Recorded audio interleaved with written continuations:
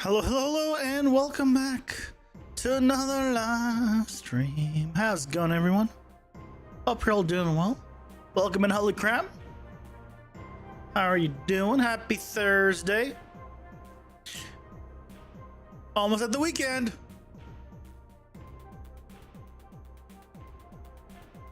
Almost there.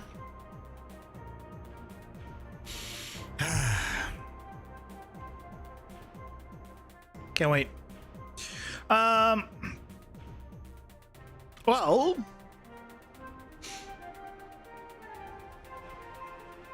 level design, yay. No level design today. You love it and you hate it? Oh, you were doing level design? I'm not doing level design today. Today we're doing UI stuff, more UI stuff. Which, you know, we're adding the game over screen basically. Yeah.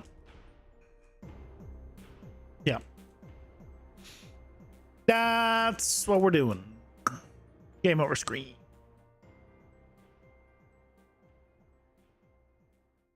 Yeah, should be good. It should have all the information we need after we die and fail, like a failure that we are. Yeah, we'll see how it goes. But I probably won't be able to do the entire thing in one stream because I think that I need to keep track of things that I currently don't keep track of, which means we'll need to set up ways of doing that. But, you know, we'll figure it out as we go.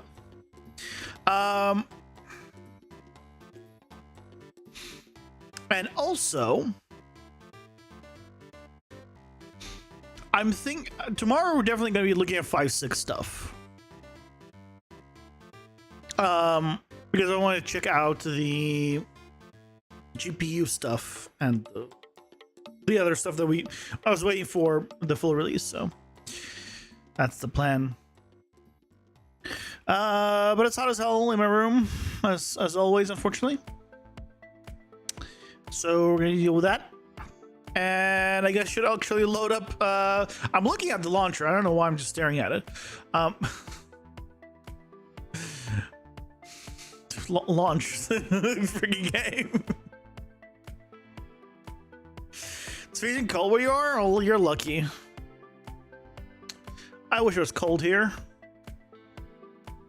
Yeah, it's 76.8 in my room. Oh, actually, let me turn on the other air conditioner.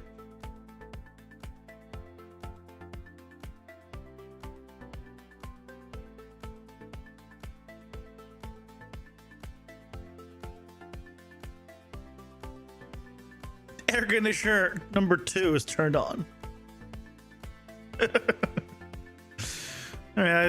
Hopefully it'll help, move some air around. So, well, I'll take what I can get.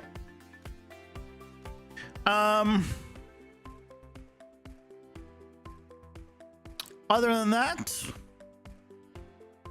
I don't think there's anything. 2 to 3 Celsius where you are? Oh, that sounds lovely. That sounds lovely. I like cold. Because when it's cold, you can put on more layers. When it's hot, you're just miserable. That's why I like cold. Yeah, that's okay.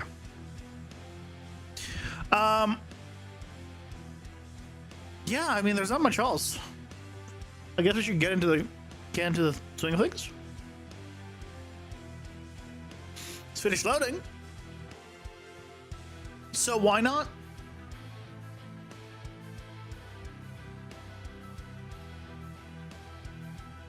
Let me just pull this up. So yesterday we came up with this lovely screen where on the left we have the cards we picked up at the end of the run. I should probably actually do something like, I don't know, have this. cards collected, you know, like a title or something here. There we go. And then have the cards. But yeah.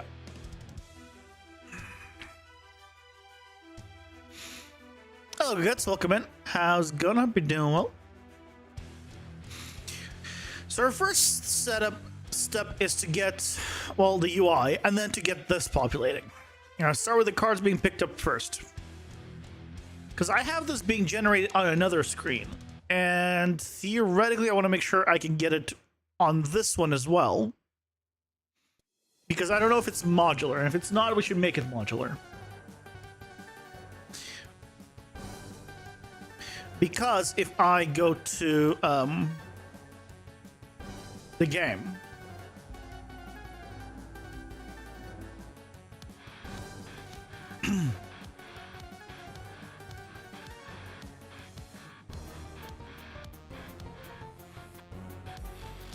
right, and I gave myself some cards, doesn't matter what, right? There's the cards. I have the collected card screen. This also is not fully finished, just like the other ones, but we have the cards. So theoretically this, I need to make modular that I can put this somewhere else. So,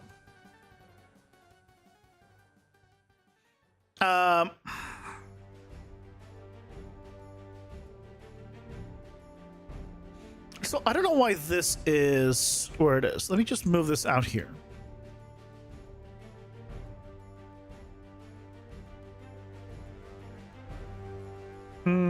Collection. Yeah, there. Signal. I don't need all the extra stuff open right now, so let's close everything else. We can reopen what is needed. What I need is this. This part is the part that I need. This grid panel. But this is a grid panel, which means it is not modular. So realistically, I should convert this grid panel or have a widget that is just the collected cards and replace the grid panel with it. So that way I can use it here, and I can put it somewhere else, and it'll just be modular that I can throw in anywhere, put in the right size, and it'll adjust. Which we don't have currently, so let's make it.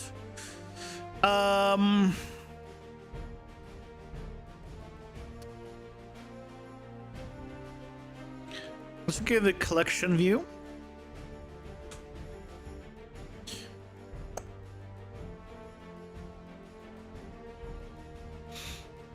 So let's make a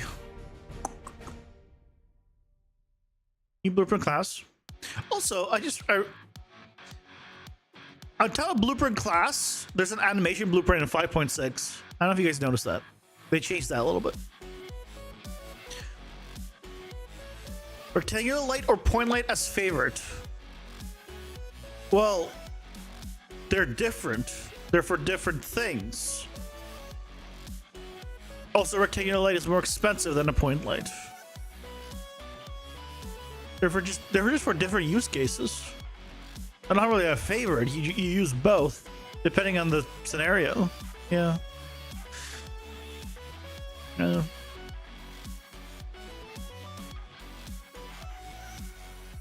Very, very use case dependent. Depends what you want.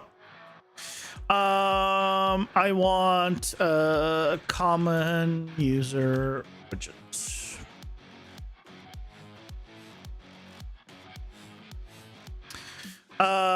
I want to do just a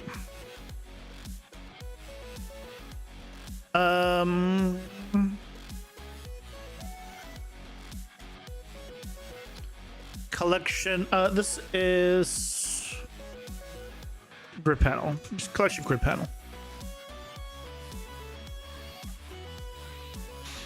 Okay. So in here, all we're gonna do is add a grid panel. So we need it here. Now, I need to find references to the grid panel and just all of the grid panel stuff. Like generate cards, like this entire function, I need to copy over.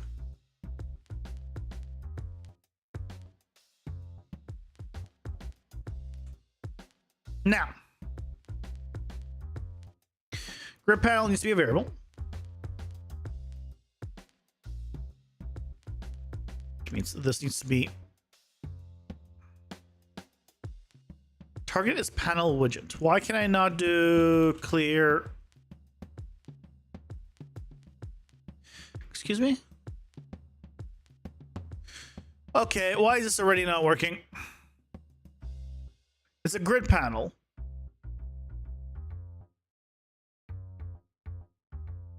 Do I need to compile? Clear.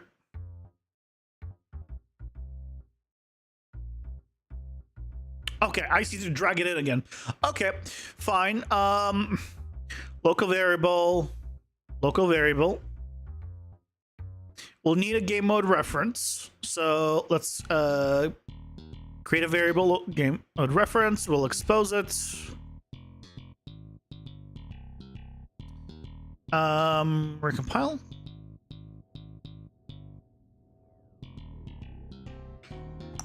Okay.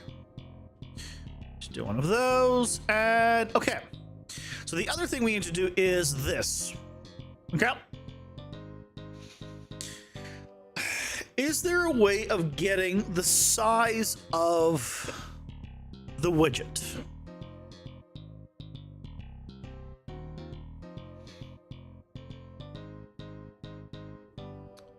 Let's find out. Widget size. Get desired size. Guess the widget's desired size. What is being desired size? I don't have a desired size. I want to. No. Let's see. UE5. Get size of widget.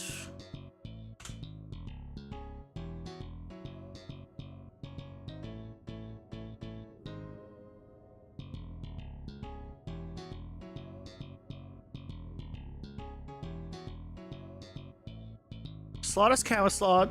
Get size.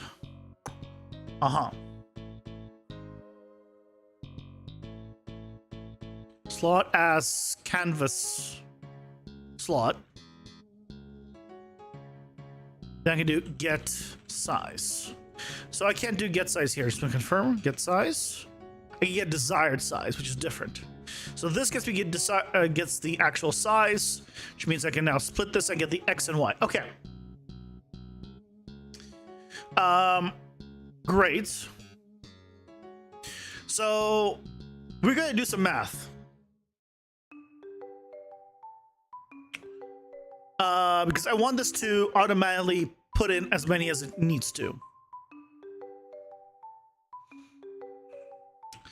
If these are 650 wide times 0.35, so they're 227.5 wide. If I want them to be +7, ideally, at least. So let's say 235. Okay. So if we take our width, divide by 235.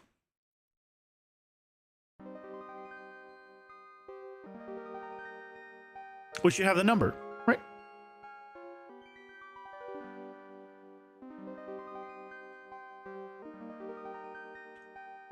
Divide by 235.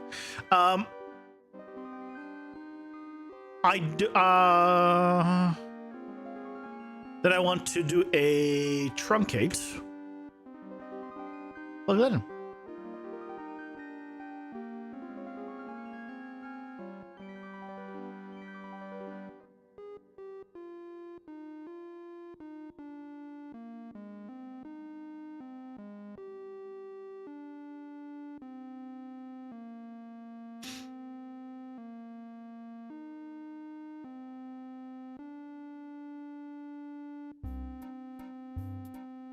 Hopefully get better, holy crap. hopefully get better soon.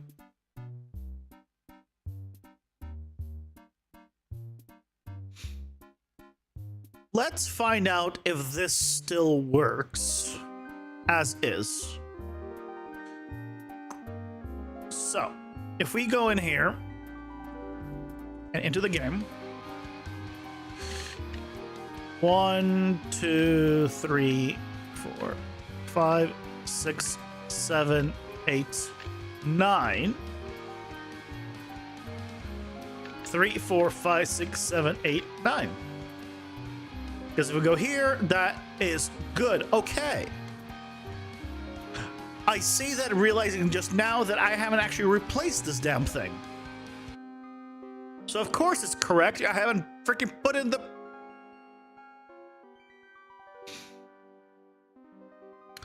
Don't worry about me. I'm... The stream is only starting and I'm already doing stupid, okay? Just don't worry about it.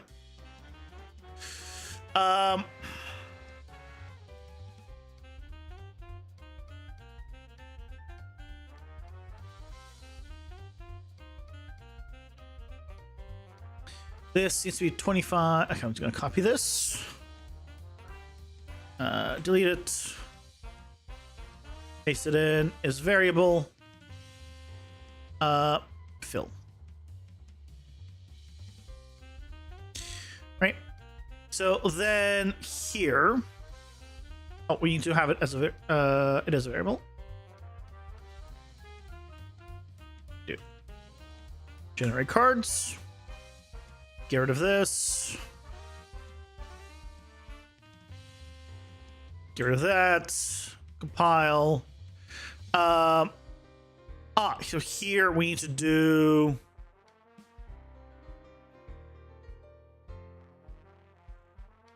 the grid panel. Get grid panel. And then we just return the same thing. Okay. Now we test it.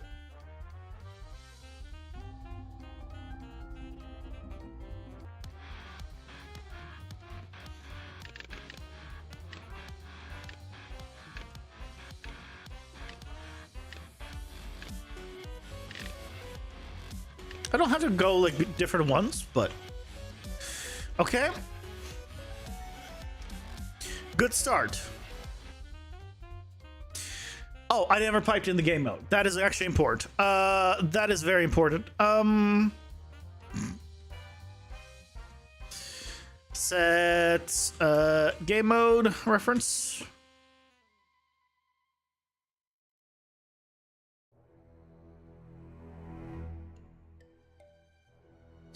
Yeah, that's a little bit important because if we don't have the game mode, we can't get the cards. It's a little bit important.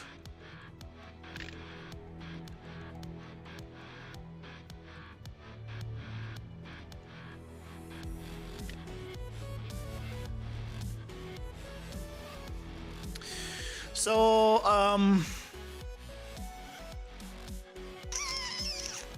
I don't think that quite worked. Access to read property. Wait, what? Trying to read property. What? Slot as canvas slot. Return value. Really? So that doesn't work. Slot as canvas slot doesn't work.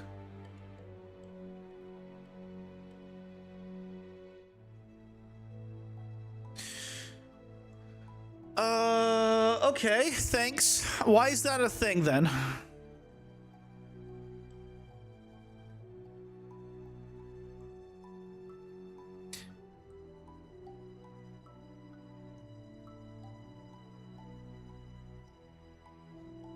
Okay. If I was to add an or just wrap this with an overlay.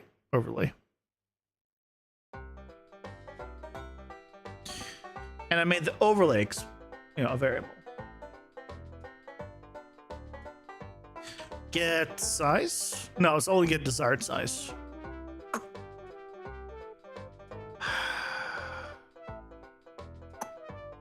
Okay.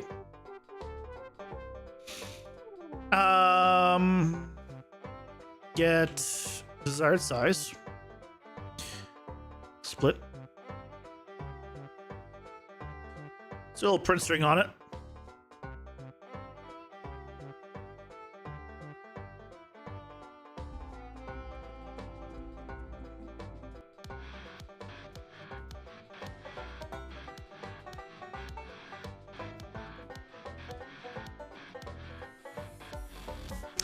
I get nothing printed. Interesting. Oh, it's because there's nothing there, right? 0. Okay, it is what I thought it was. Okay.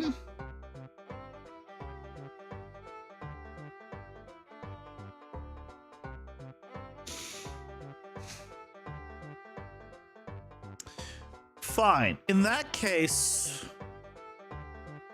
we could do this a little more manually, but it's fine. It'll still give us the control.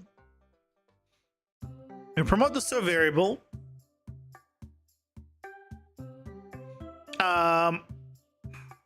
This will be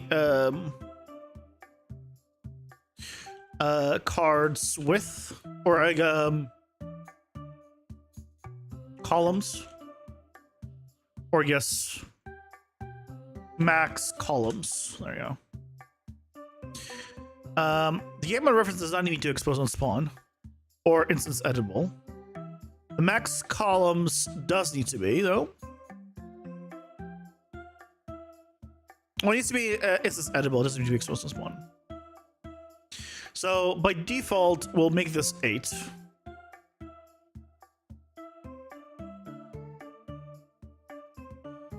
Right, and then here we can always set it. And so let's give it a whirl. So that should have that work.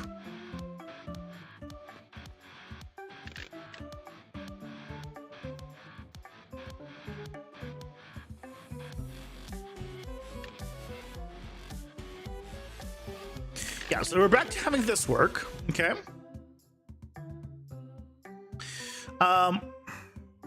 And theoretically, if we made it 4, right, it should still all function.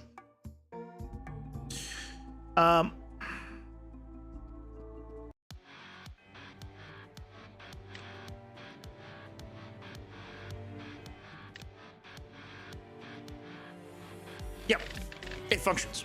Okay. I wish I knew the size of this somehow,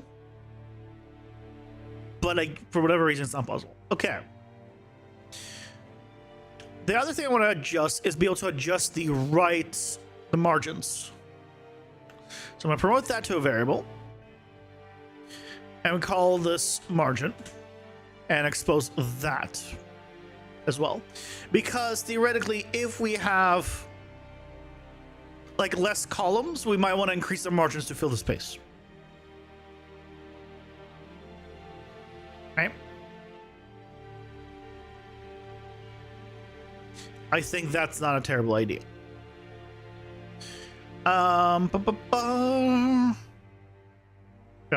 Yeah.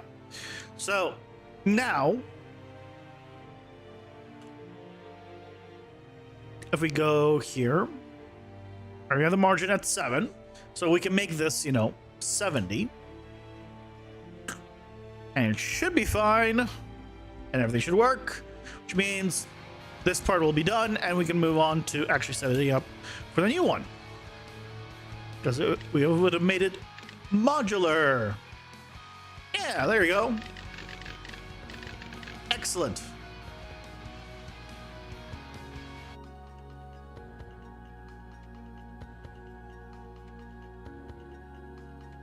Hold on a second.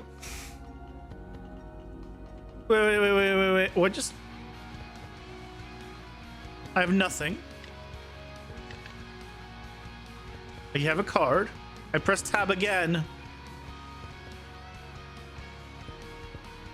Ah. Well...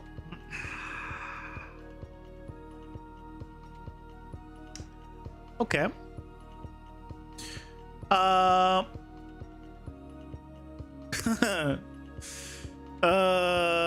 Okay. Yes, I do need to do on key down, remove parent, because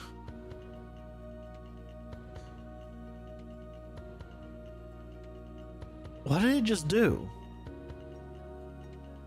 Why did it do what it did?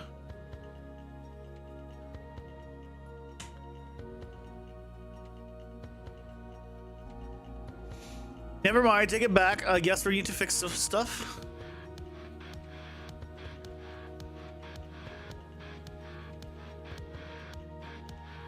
Tab. Now it's printing.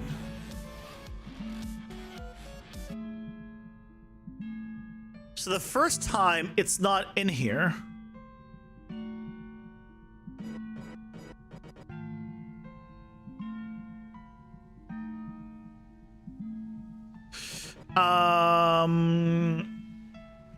It's probably here.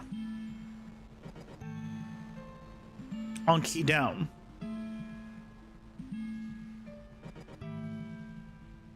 Because now it's probably going to be in here.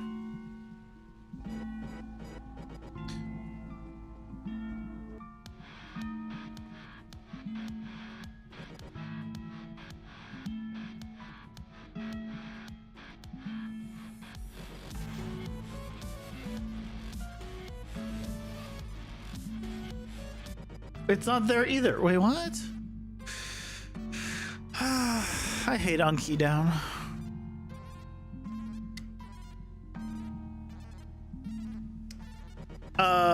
Focusable. That needs to be focusable.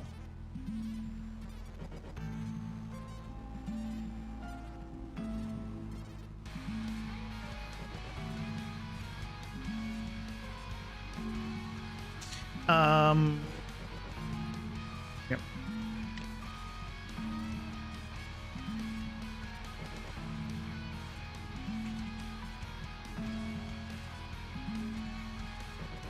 Why?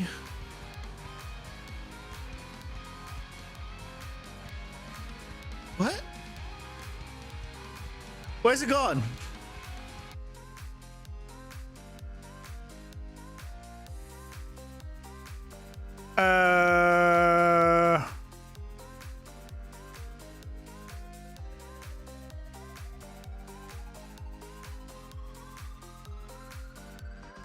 Ads are here.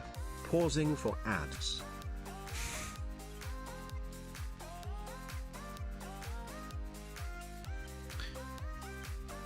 Okay. I think it's triggering the tab on the card. I need to check.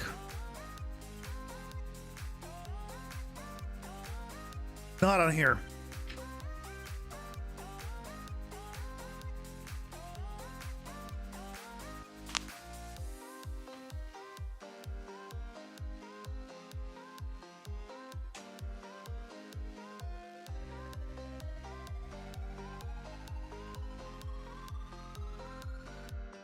So I need to make sure it's doing the right thing on view selection only.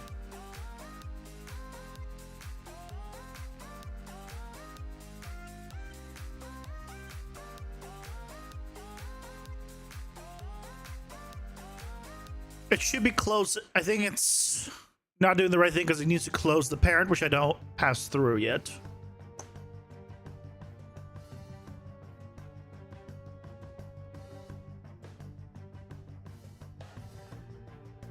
Yeah. We'll find out after the ads.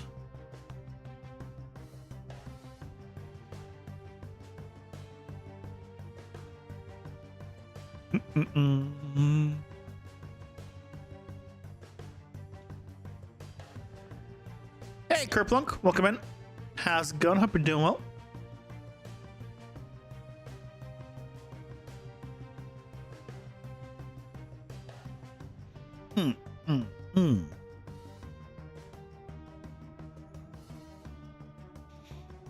Just cooling? I wish I was cooling. I'm hodding.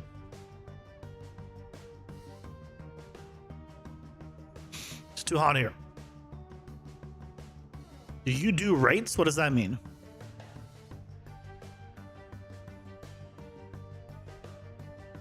What you talking about?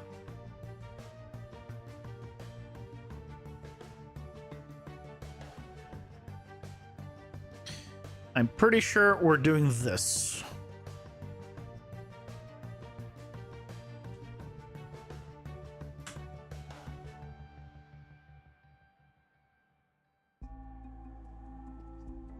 Let's find out.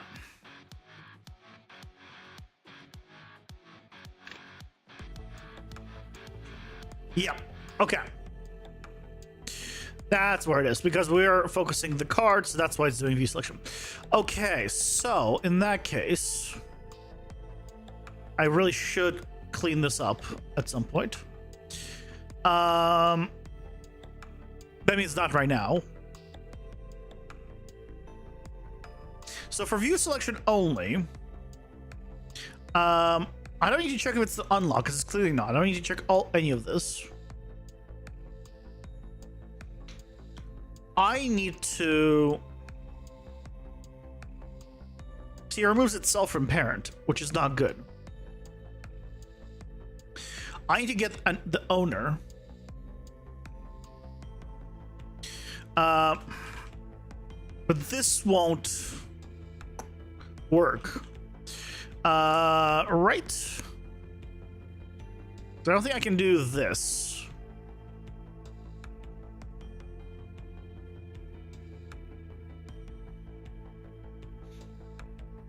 I think I need to pass the owner through.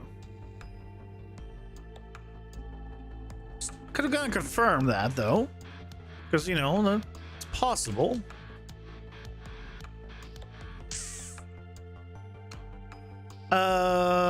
No. So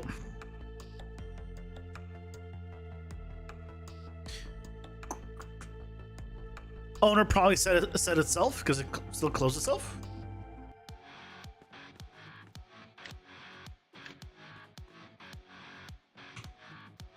Yeah, it set itself. Okay. So what we need to do is the owner is exposed on the card. So when we go ahead and generate the cards, oh, the owner is the panel here. We don't want self here in this case. We want a new variable that'll be collection or C. Owning widget. Actually, type will be widget. That is going to become the owner. Owning widget will be set here.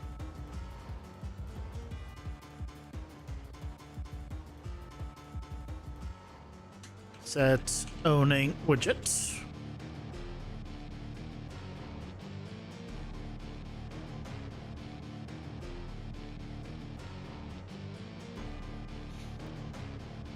Okay. So we'll actually send the right one. Then I can do the owner here. Get owner. I think we can do that here.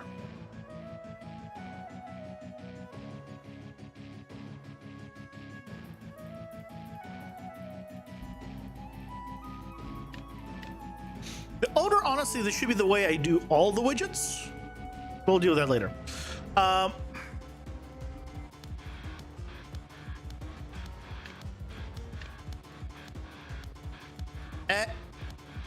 Oh, right, but it's still paused because I haven't connected all the other stuff. I need to do this.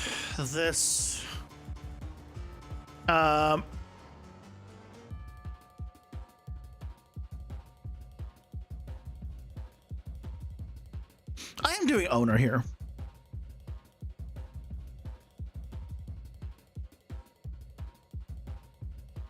I just wasn't setting the right owner.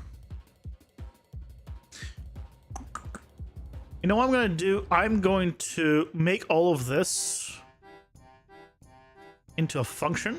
This right here. Because this has to happen no matter what.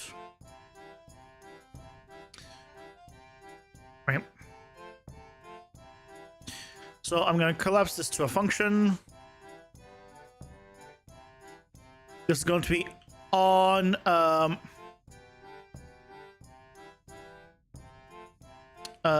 quit UI. Sure.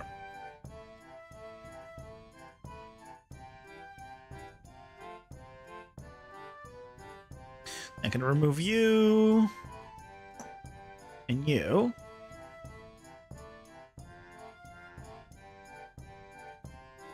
Do on quit UI here.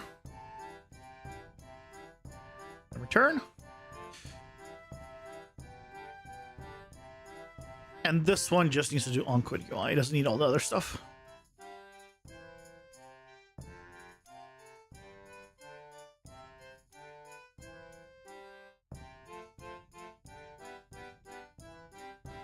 So theoretically, this should now work. And now it should be good again. So if we got, you know, a bunch of cards.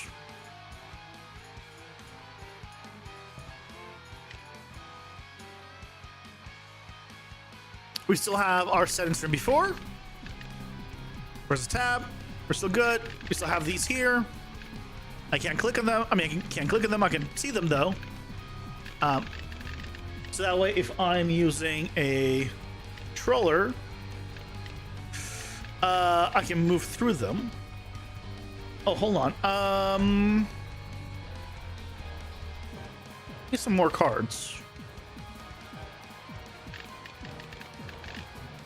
Why do I see the I guess on this one it doesn't matter if I see the menu or not.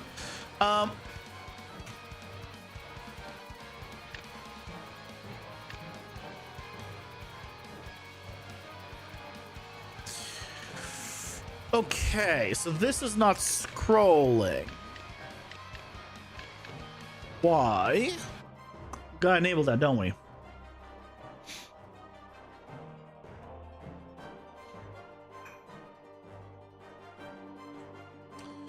Is there a way to auto scroll, basically, on navigation?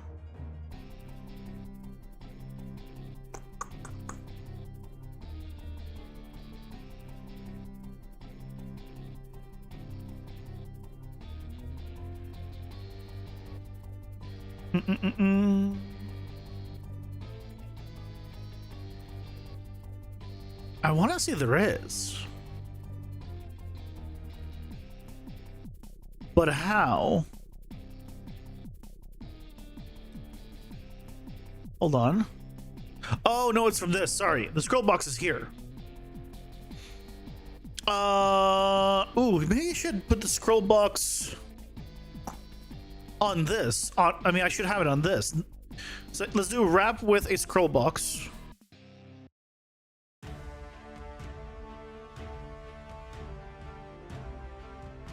This should be on fill. Not modify. I meant to do this. Show only modify properties. Fill, and that's it. Padding of 10 above. That can be set later. But in here, I can copy this.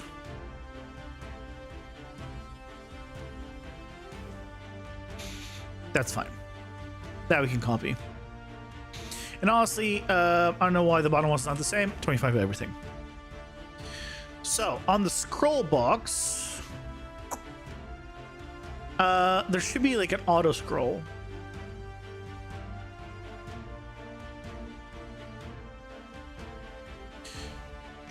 Not style.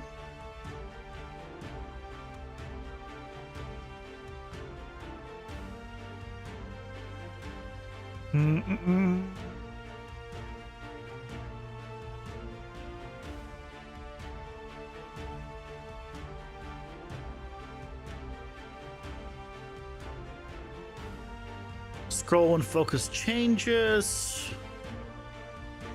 Yeah,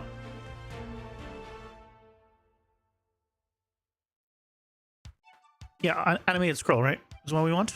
I'm pretty sure.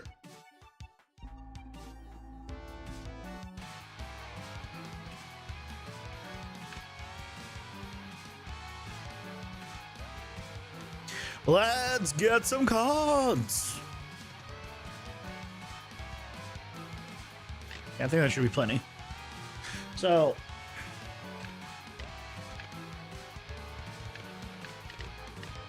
no.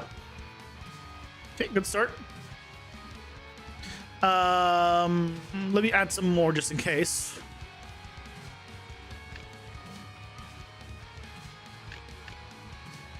No. Yeah, that wasn't it. Oh, hold on, no. I have the same. I did the same thing, right? This needs to be here now.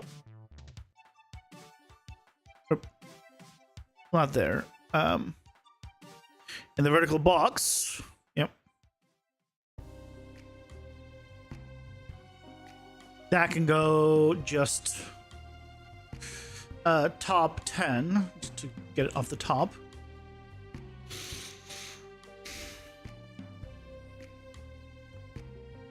Because that way it's not using the wrong scrolls, just to make sure that I have the right scroll option.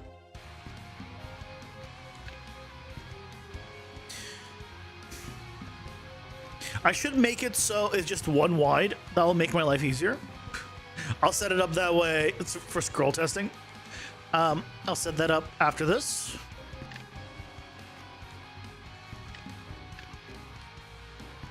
Okay. So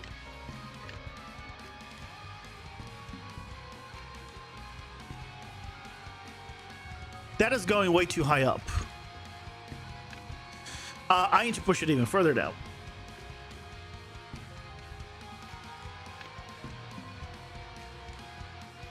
All right, if I go this, yeah, I need to. I need. Why did it do that? Why is it? Wait, why do we have?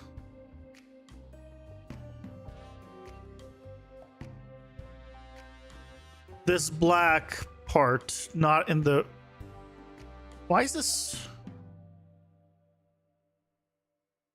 I don't need it to be that low. Hold on. You're the full image. You 80. No, even less. 70.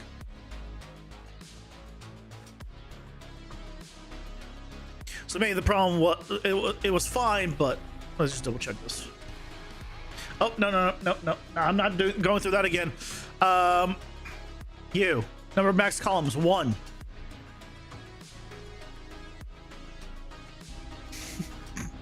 Faster testing. All right. Okay. Why is it not in frame?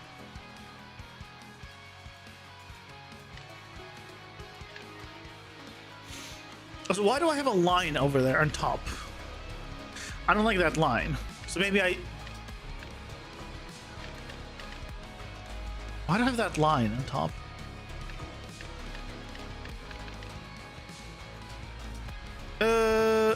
So when I scroll down, it doesn't fit the whole card. The animation's all night. When I go up, it's fine. When I go down, it doesn't fit. Well, that's annoying. Why is that the case?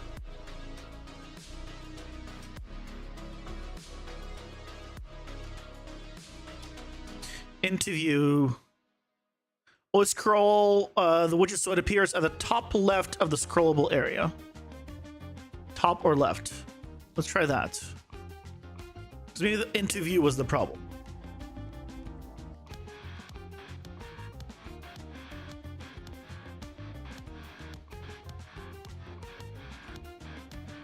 Yep.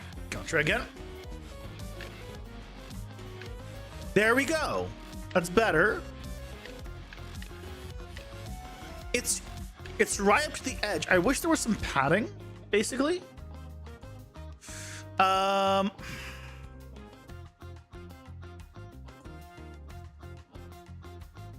I wonder if it's because, let's change this padding from the top to be 0. And I want to see if that affects things. Because it might.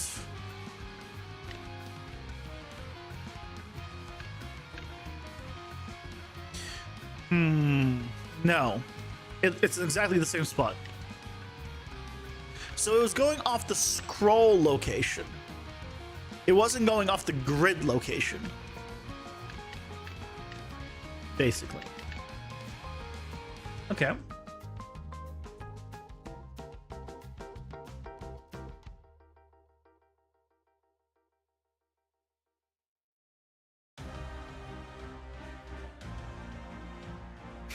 In that case, this needs to be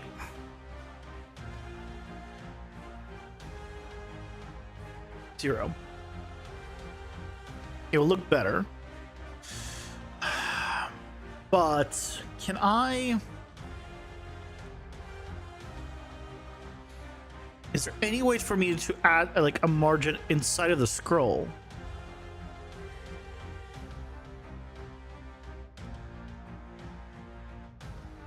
Scroll bar, the margin around the scroll bar. No, that's not what I meant for a scroll.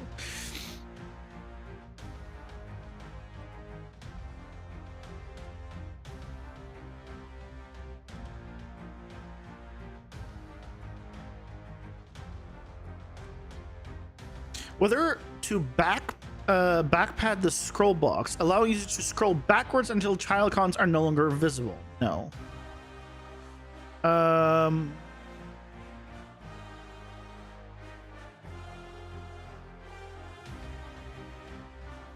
Yeah, let's go to style.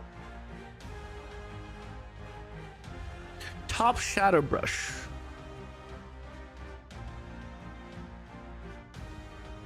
Is that the problem? Is it the top shadow brush that I don't like? They say the alpha to 0. Bottom shadow brush. It's white, so I doubt it. That's that. Oh, hold on. Undo. But I just saw it.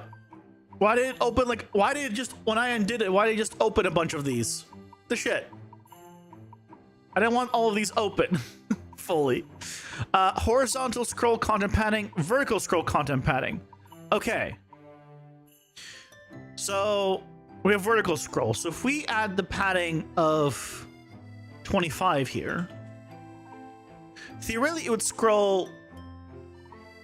Oh, then we need to put a 0 here.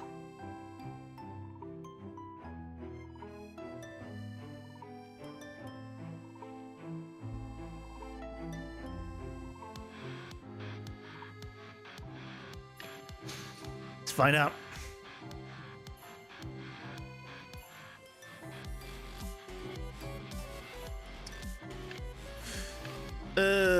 No. What? So why do I no longer see the full thing?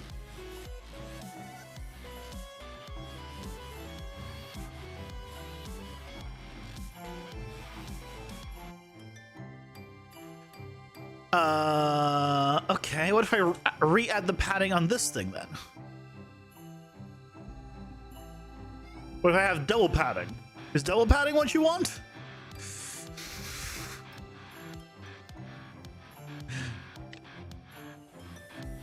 No. There's more on top. We can see if I actually scroll all the way up. So I don't want double padding.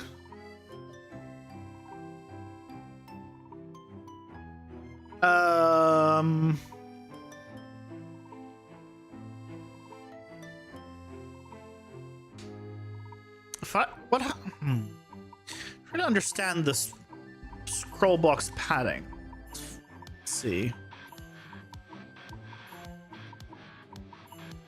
Because I think it's not doing what I think it should be doing. Okay. So instead of it's not it having padding at the top bottom of like as far up or as far down as it can go, is just literally cutting into the thing. That is definitely not what I want. That is not at all what I want.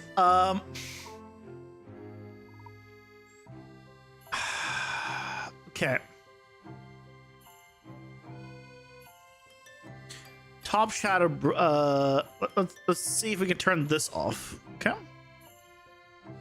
And if we give a top padding of 10, we'll see if it reappears. And if that's the thing that actually is causing it, you know.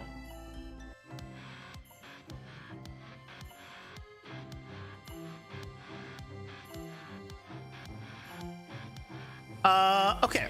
So no, we don't see the thing on top anymore.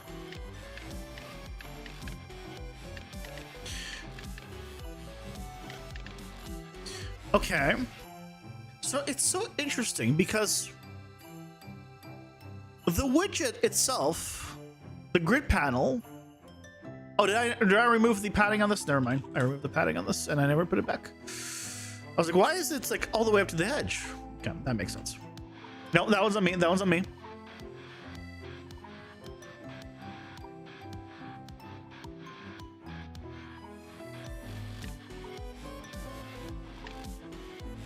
Okay. So here's what I'm thinking. I think I should have 0 padding on both. And I should do the padding in here. And I think that's what's going to give me the best results. Because, right, it goes all the way to the bottom, but I might...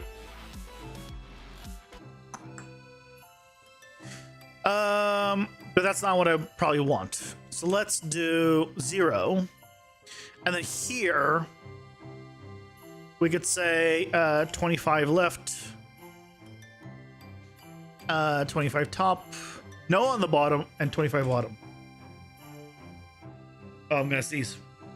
Oh, the feeling when you're gonna sneeze, but you don't.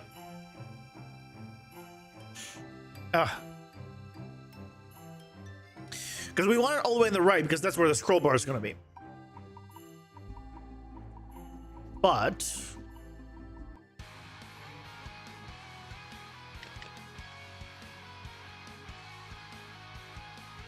theoretically, this should be fine.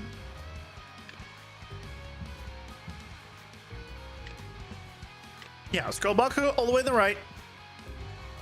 We don't have the top line anymore. We have the bottom one though. So that is how you control that. And when we go all the way to the bottom, right, we don't get it.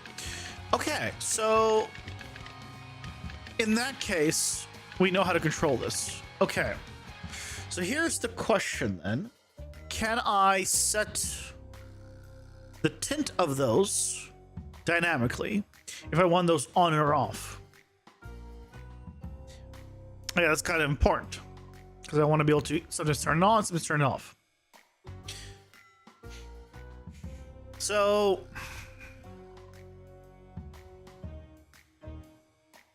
it is the set style.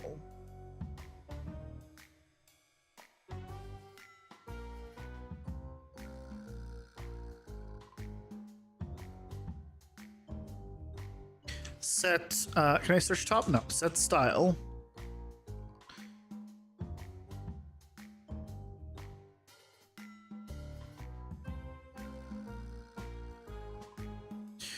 Make, and we just want to set the top and bottom of these. I can do a make.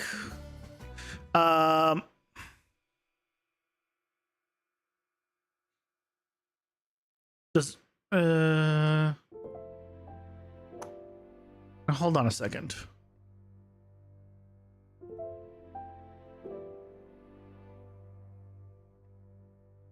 Hold on a second. Oops. I want to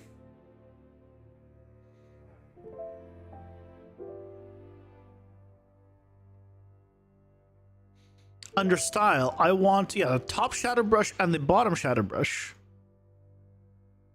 Oh, I guess I need to do his image.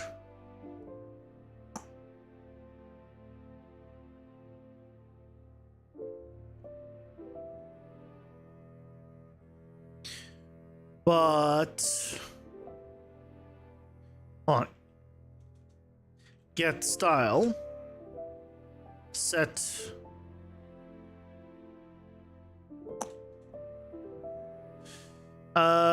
Get no.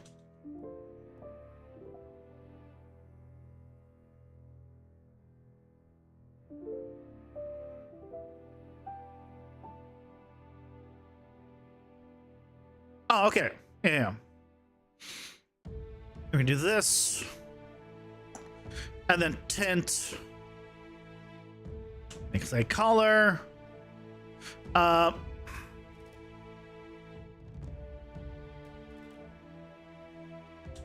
And then make color, and there we go. By default, it's white. I just need to set this to be the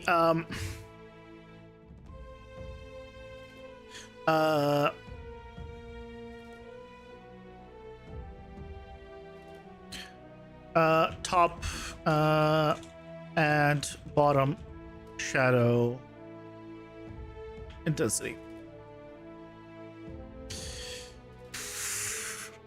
I think that's the full line that I need to do to get to the stem setting. Instance editable. Let's compile it. So right now it should be at 0. Oh, sorry, at 1. So I should see both. And the bottom and the top.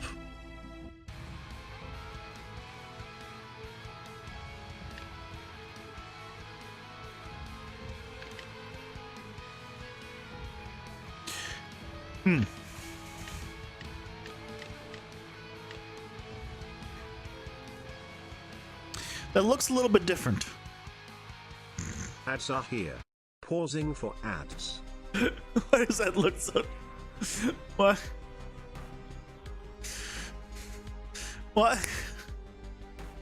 All I changed here was the style. Or the alpha.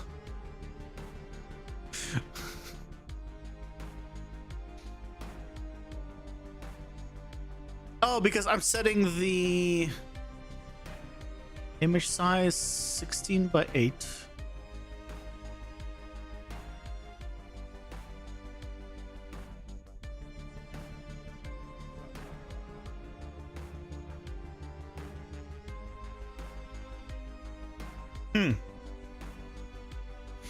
Why is it the way it is?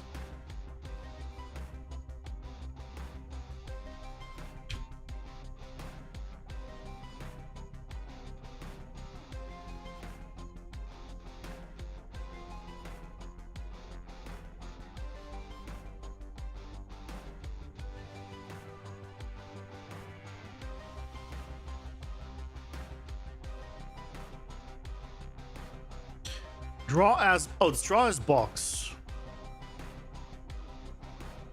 So maybe I need to make sure it's set up to use a box.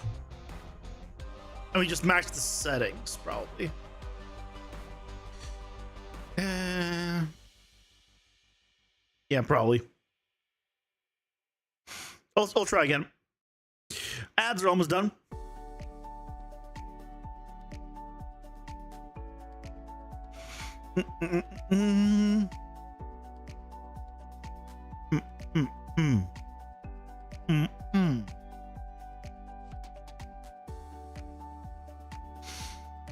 Okay. We make well, it's from box. But how do you make it from box? sprite? No.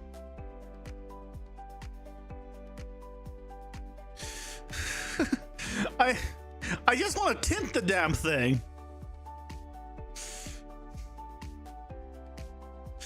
All I wanted to do was change the alpha dynamically.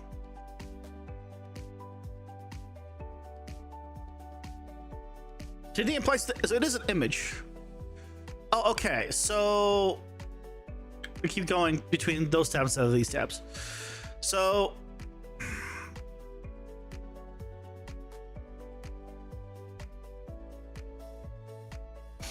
hey, James, welcome in. How's it going? Hope you're doing well. You're welcome. Happy to help.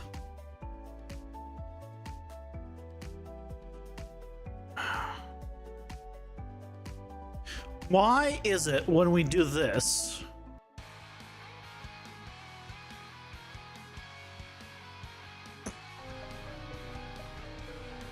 we get this?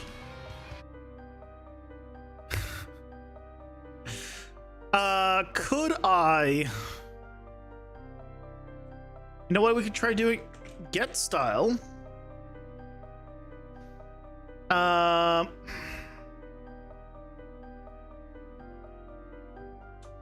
Break. Top shadow brush.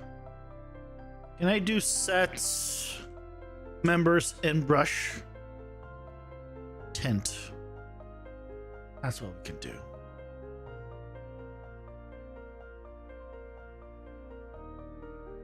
Wait, go back. Give me tint.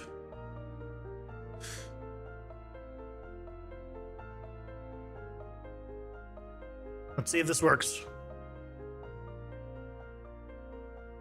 Wait, what? Okay, it's fine. Make. Plug this in.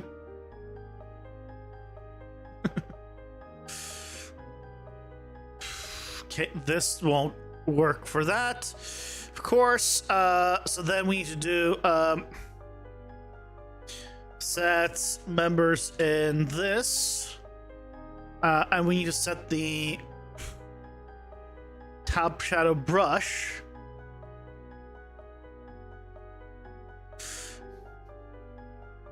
And then we can reset. I'll clean this up after if it works.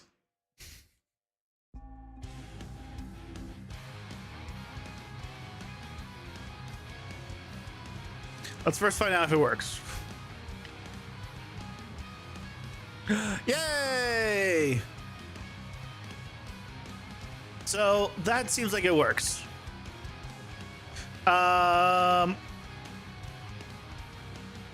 I'll have the wait, hold on. Yeah. Okay. That seems like it works. Okay, theoretically. We could test to make sure it works. If I just set this variable to 0, it should disappear.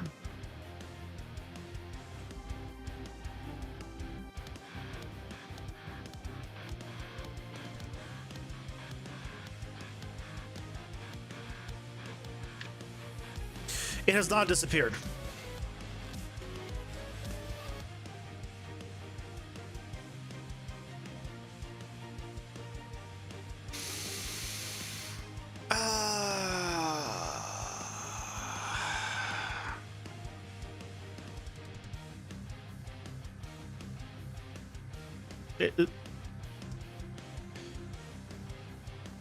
But why? But why it has not disappeared?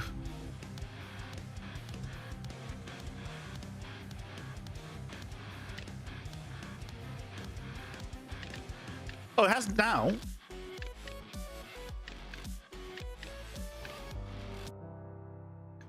Excuse me? Did I?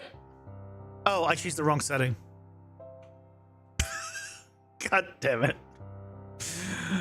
Let's plug that back in.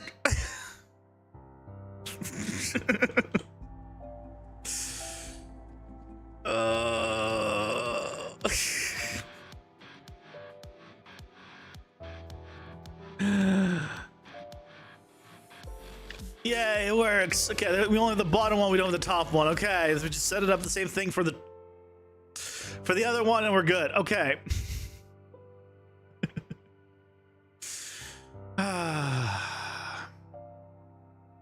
So we just need to get the bottom brush. Hey, Kool-Aid, welcome in. How's it going? Hope you're doing well. We do set members, just like the other one.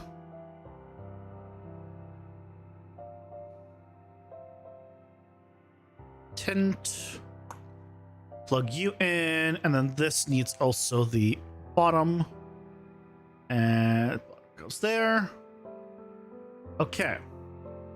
So theoretically, we can now turn both of them off or both of them on. So now neither one of the shadows should be there.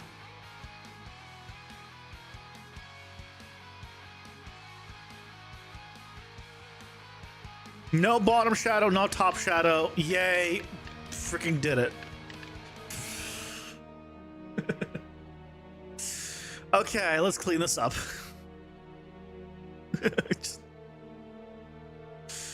Just clean this up.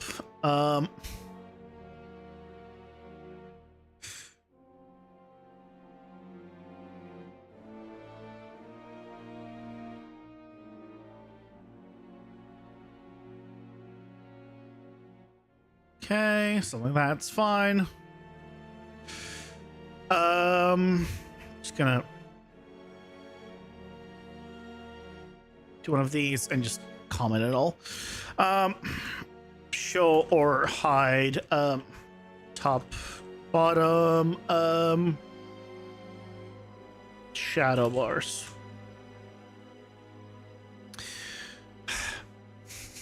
Yay, we have control now. Okay. So theoretically now, if I wanted to, I could remove the top and bottom ones, the padding, and turn them on for the shadow.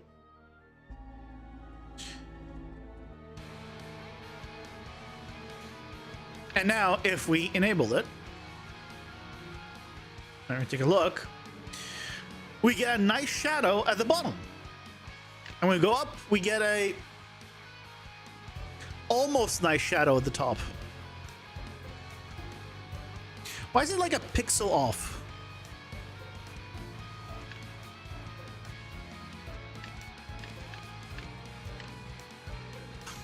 Well, it's not a pixel off, it's just a color off.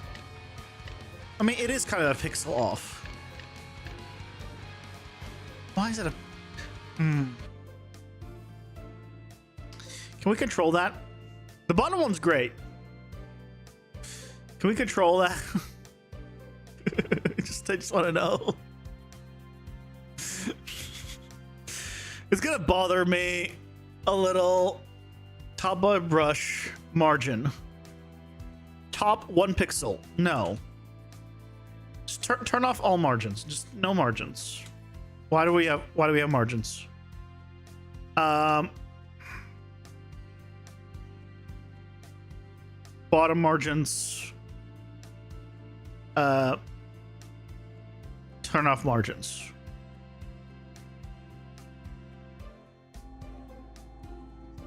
Why are margins there by default? I feel like they shouldn't be there by default. That seems unnecessary. Okay. Right, we have the nice still fade on the bottom. That is still a pixel off.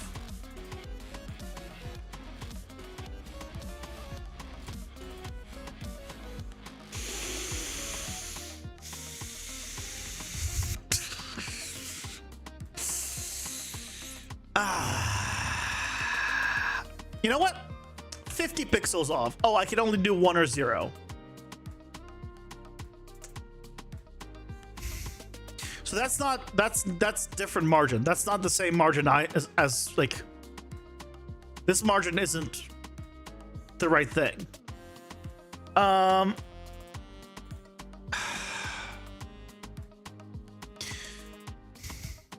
Okay, fine. You know what? Here's what we can do then.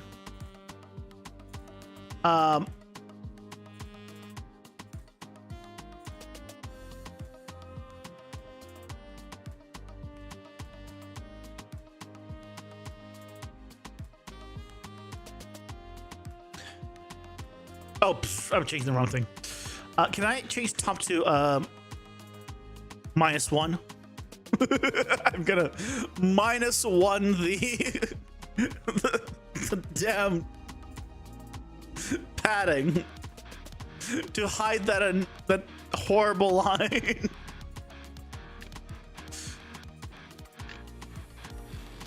No.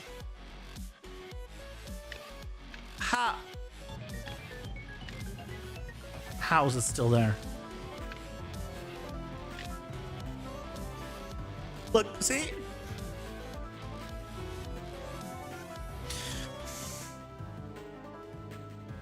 Can I not get rid of it? -5. You just want to get rid of it. I'm not asking for a lot, Unreal. I just don't like the fact that you have that shadow thing like a little too low. Oh, there you go. I think now 5 is too much, but okay, it can be done.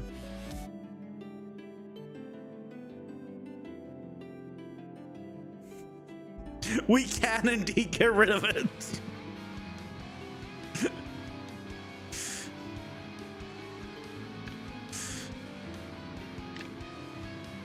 Okay. Good enough.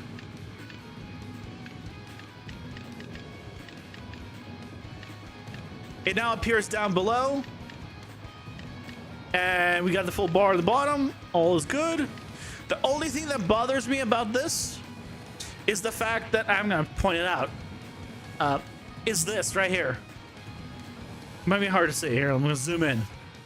You see how the shadow ends at the scroll wheel? I get it. It's a scroll wheel. But if we're adding the shadow, I would love for that shadow to also be across the scroll wheel. It also ends here because there's padding, which makes sense, but I don't like it. But we're just not going to look at that stuff. Don't worry about it. It's working as intended now. Now we can reset it back to where it was, and now we're good. The main thing is, it is fully controllable with a controller. So yay. That was the main thing. It's not modular. We can now put it into the end game, like game over screen. And we have it in the collection screen when you're in the game. So yay, improvements. Now, the main thing, which is what we were trying to do originally, was make the actual game over screen, basically.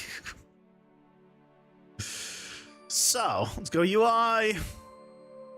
I don't think I have a game over screen here, no.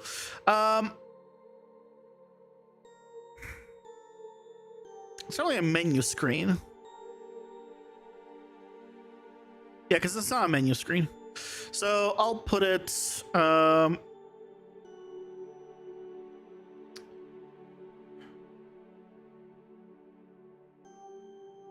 cooldowns.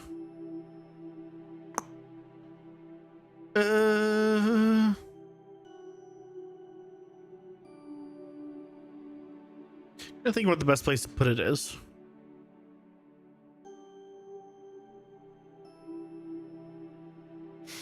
The stat stuff I'm not using anymore, and kill it. It wouldn't work anyway if I tried to at this point. The UI textures is fine. Yeah, let's make I'll make a new one here for now.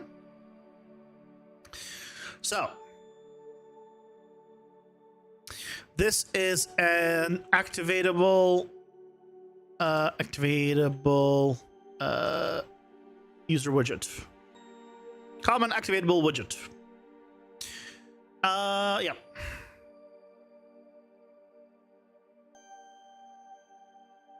And this is going to be game over.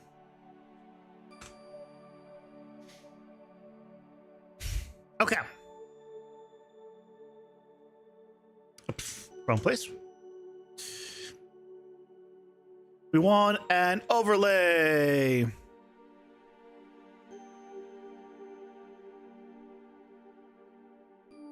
I probably should at some point use, like, open these up and kind of memorize. I know a lot of these. I never remember like the I think it's under panel, right? Overlay, yeah. Canvas panel overlay is all under here. Like I should just go to it. It's faster than typing it in and clearing it, but I don't. So it is what it is. Okay, so we want a horizontal box because we want to divide it into two sections. Again, the plan is this, right? We're showing the cards collected at the end here, and yeah, and then we have this right section with the menu hub and all that. Deal with that later. For now, let's focus on the left side. So, set it up in a horizontal box. Let's set it up with the grid panel. Now, I want to wrap this with a vertical box.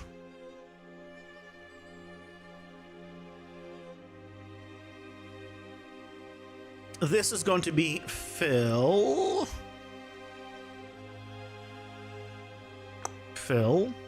horizontal box, full size. I'm going to just put, I'm going to just duplicate this just so I have a second vertical box, so that way automatically I'm seeing the correct thing on the left.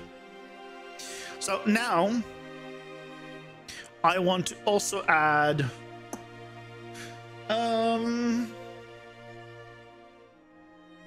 let's add an image.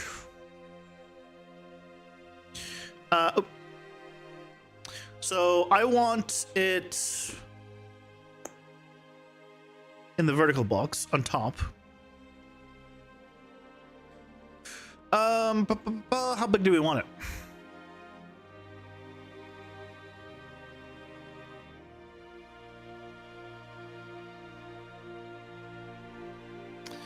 Probably want it to be, well, darker. Let's just see how the text is.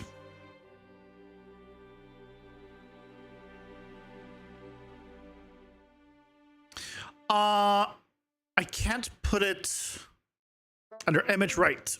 Wrap with overlay. The overlay needs to, nope. No, you're fine. You need to be the full size. Then text. There we go.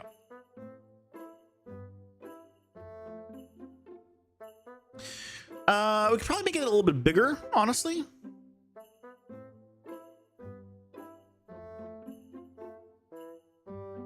Let's do like, I don't know, 60. And yeah, that's fine. Padding, it's fine. What I can do is add padding on the text though. Just top and bottom text. I mean, honestly, side text, side padding doesn't matter. But this will just allow it to be more space at the bottom and top. So this is cards collected during run.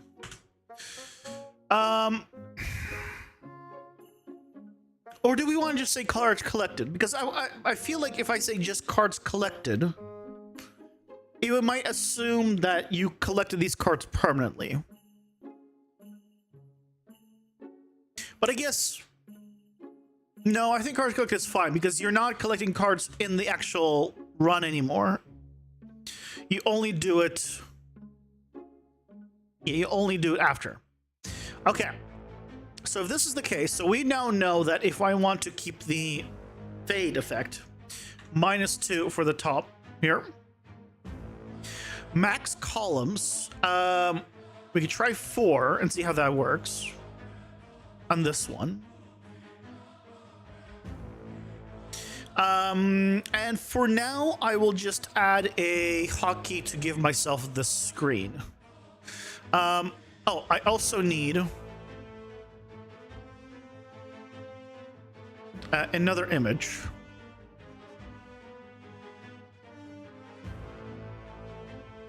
This is gonna be the background. Oh God, my eyes. Just to have something. Because otherwise it's gonna be transparent right now and we don't want that.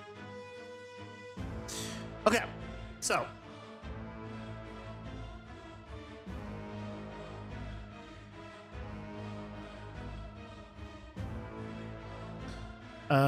Event graph. Okay, what do we no longer want? We don't need the boss card shop loading. Okay, gotta love. Can't delete things.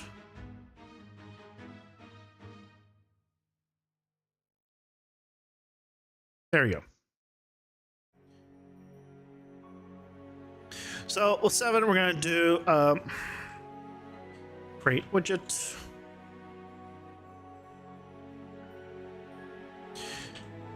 Game over. Add to viewport. But this needs some stuff. Namely, because we need to actually make the grid generation generate. This needs to be a variable. And on construct, we need to say generate cards. But of course, we need to do the other stuff. We need to set the variables for it. So, not here. Here. We just copy what we did here. Set the owning widget, set the generate cards, copy all this.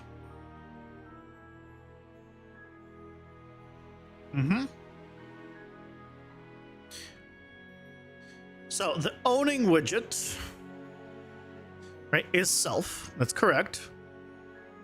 The game mode reference we need.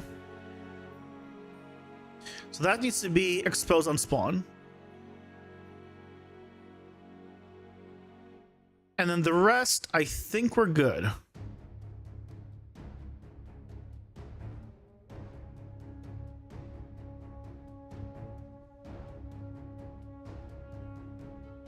Game mode reference. Oh, why is the default to that? There you go.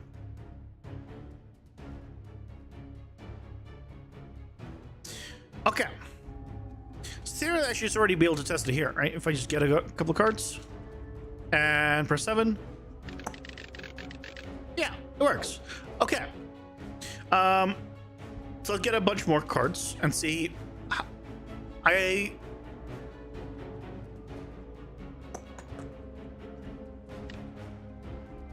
Or 7. That's interesting that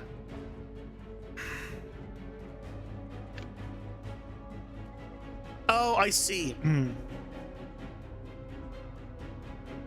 That is something I still haven't figured, haven't gotten a good solution for. I need to test something to make it so when the resolution's like this, I guess I would just want to center it, right? But this is the right amount. I just need to increase the padding on the left, and increase the padding probably in between them. So theoretically then we can do in the game over, I can add padding on the left.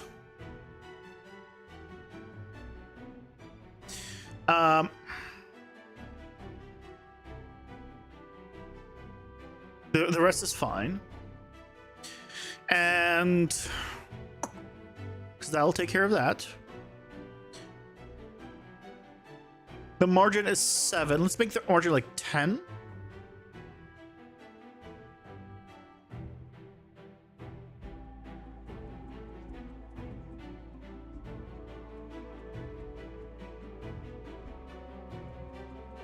Okay, a little bit too much. I think if I halved this, it would actually fit really well.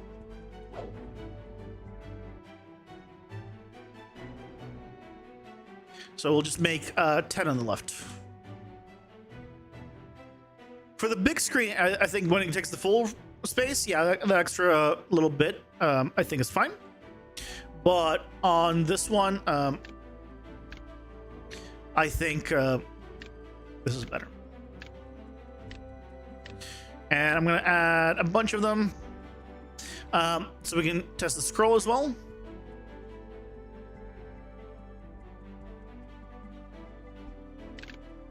Yeah, scroll. Okay, so now I see the scroll's a little bit too far.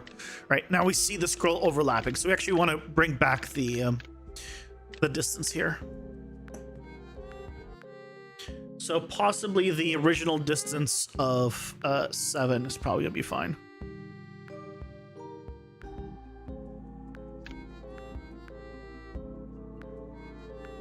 Add a bunch more to see the scroll.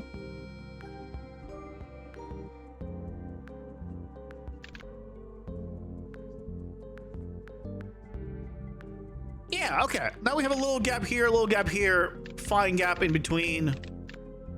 This is fine.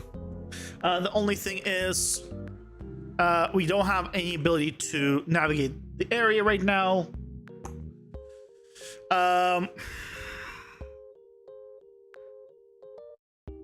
That's fine. We can override. Sorry, focus target. Get grid. Panel. Get child at 0. We just put that in by default. That is going to be the default for now.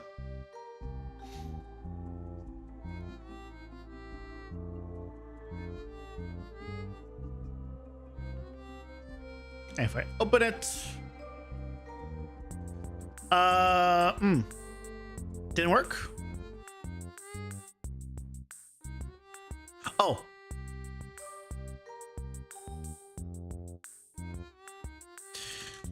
Activate widget. That's kind of important. That is a little bit important.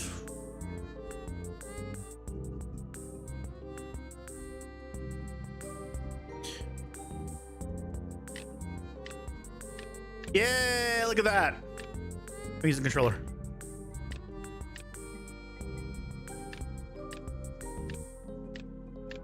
That is working really well. Yep, shadow's fine. It lines up. If we need to, we can turn it off somewhere else. Okay, shadow no actually is a little bit high actually. So I do want to actually push it back down potentially on this one. Why do I need to push it down on this one? Why was the other one needed to be a -2? Here, pausing for ads.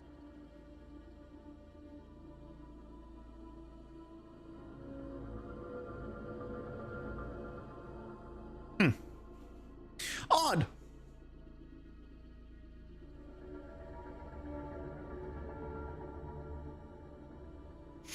Not sure. I guess we'll try again one more time.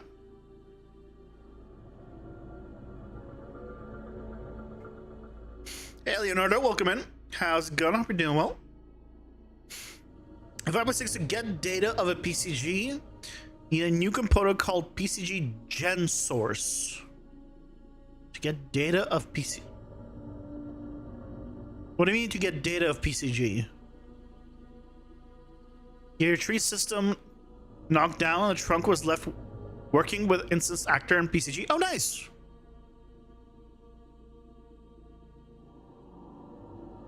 PCG Gen Source. What is that? I've not seen or heard of this one yet.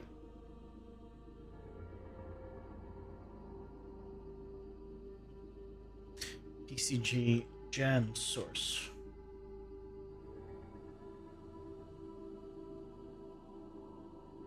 Of course, you know, searching for it's not going to help.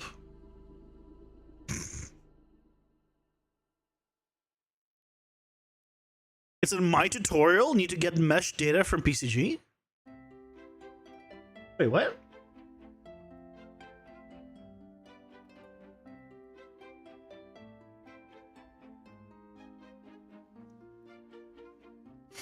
Wait, what you talking about? What do you mean it's in my tutorial?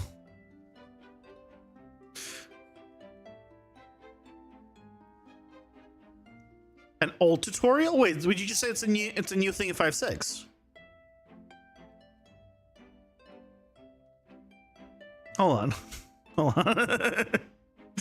I'm confused. I'm opening 5.6. I want to see this node. I want to know what you're talking about. I want to know about the new node.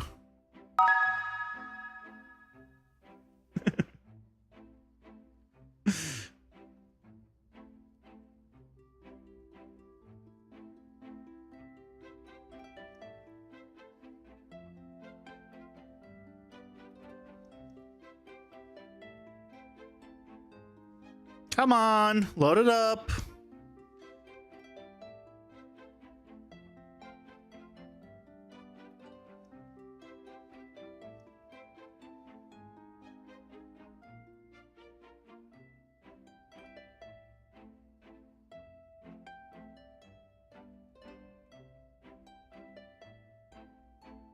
It's almost loaded.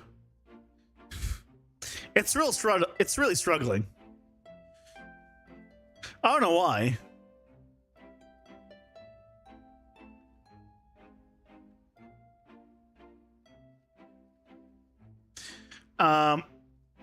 Sure. Open them all.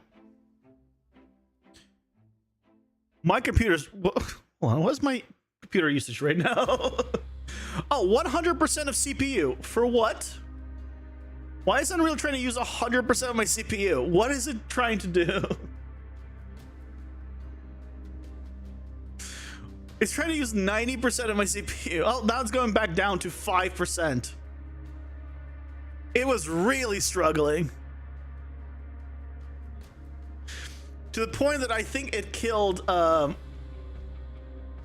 lighting on my computer. It's funny. I mean, I guess it's still running. Whatever.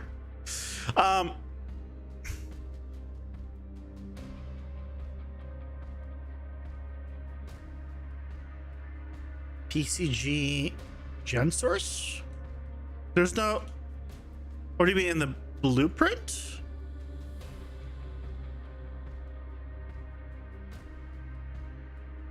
There's a casted PCG gen source base. Is this what you mean?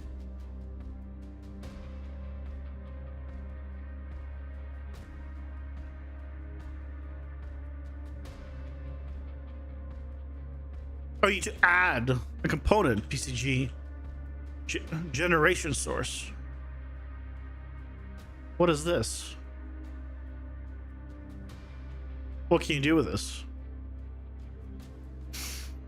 It'd be so nice if there was like great documentation for stuff.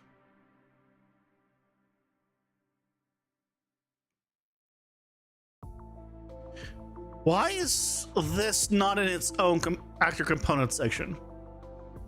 I guess this is an actor component, just has a different icon. Never mind. Well, this has no settings. So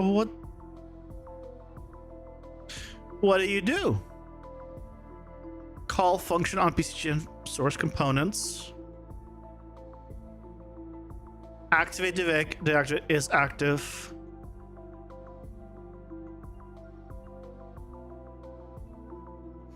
To use post generate functions, you need this. Wait, hold on. Post person function name. Specify a list of functions, blah, blah, blah. Functions need to be parameterless and call an editor flag enabled. No, you don't need this. It just says, here, I'll do a quick test. Test. Remove you. Function test. Call an act. Right. So no complaints here. Print string.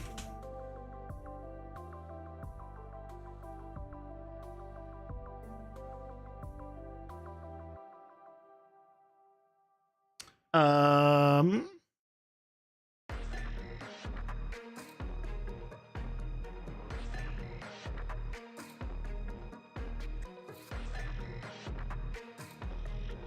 well, I'm not generating this at runtime, so let me do. Let me do instead.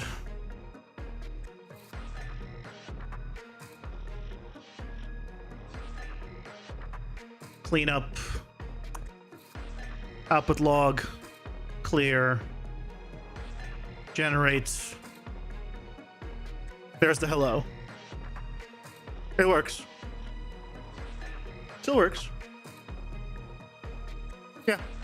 Nothing has changed. You don't need it. Make sure though that on your function you have call-in editor turned on. If you don't have this checked, it won't work. I don't know what that actor component does. Maybe it helps in some scenarios, but yeah, I just confirm you don't need it. If I want, I can also do a cleanup and then begin play, delay a bit, and then generate.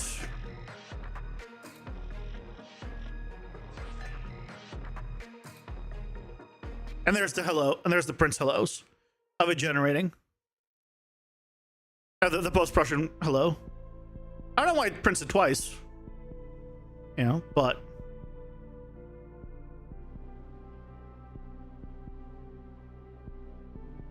look, I can paint the world.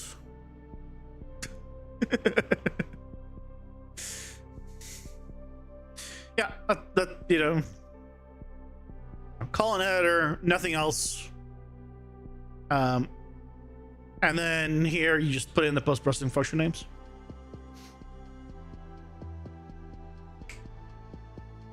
Hope that helps. I don't need to save anything.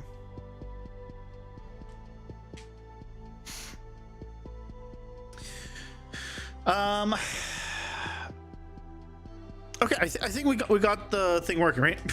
I already forgot. Our collection, I think, is working. Oh, not you. Oh.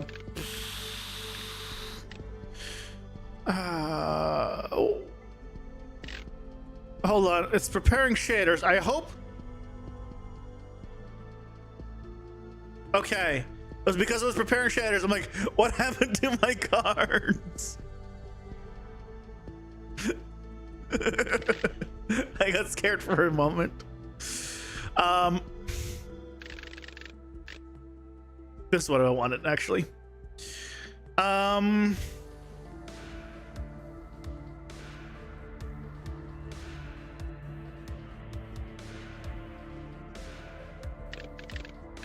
right, so this is all working. I'm curious, how do I hold on. I'm curious now. I want to see if I can get those freaking cards to scale to fit. If I do a wrap with a scale box,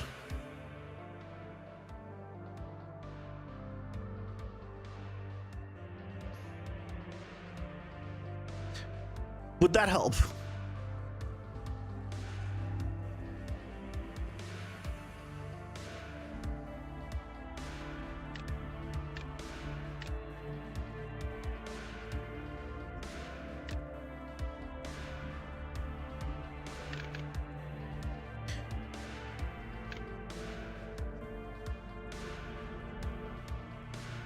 Okay, well, I need to be in smaller screen for this.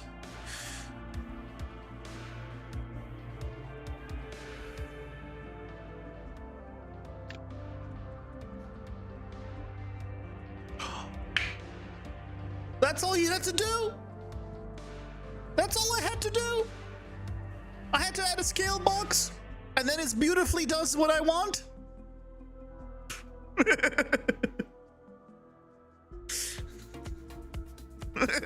Why didn't I add a scale box before?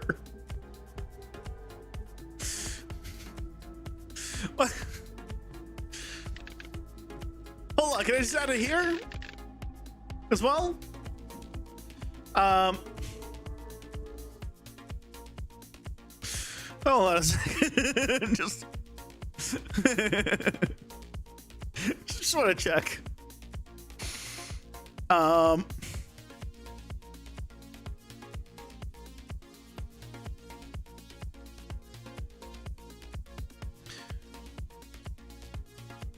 Wrap with a scale box.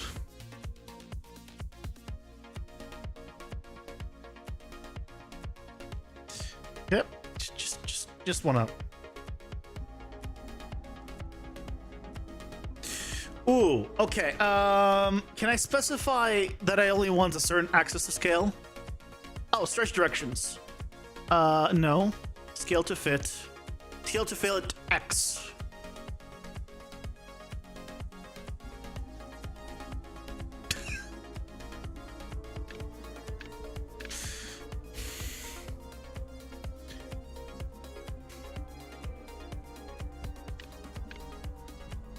Well, that's great.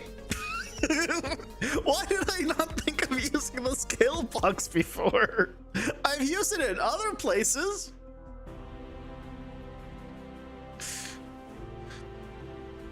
Also, I need to figure out why. I mean, I don't need to figure out, but I'm curious why F11 works here by default, but not in UI mode. But okay, sure. You know what? Yay! Did it.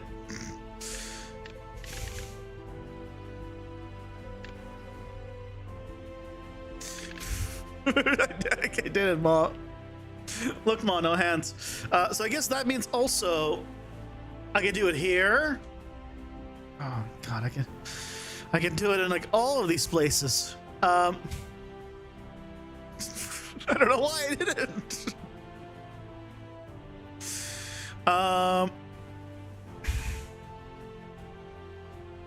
Wrap with a scroll ball or scale box. Set to fit scale to fit X. The other options are scale to fill, scale to fit, scale by safe zone, user specified. User specified with clipping. Interesting. I don't know. Sweet. I mean, that's a better use of the screen. I don't know. Again, I don't know why I didn't just do it before. Is there any other screen that I want this on? This one's fine now. Oh, probably on this one. Right. If I had a bunch of them on this screen. Well, actually, no. I just set it up on the child, so it should be fine, right? Yeah. Oh, that's great. Because before, right, it would just be... Yay! Okay. Wonderful.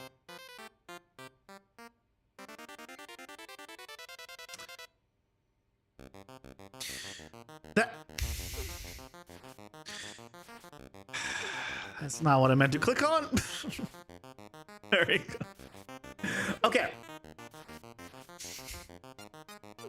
The main thing is we now have the cards collected section working well. Okay. After all that. So now we need to record what floor we reached. The menu. Let's set up the buttons to actually get out of the darn place. And then I'll need to figure out how the hell to set up controller navigation.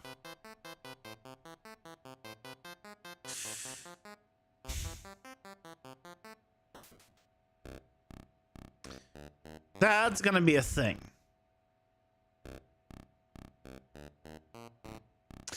That's gonna be a thing.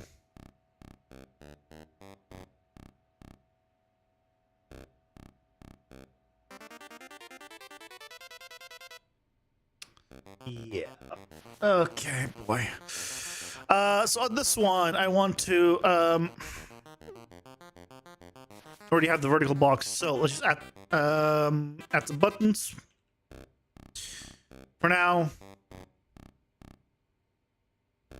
We'll wrap this one with a horizontal box.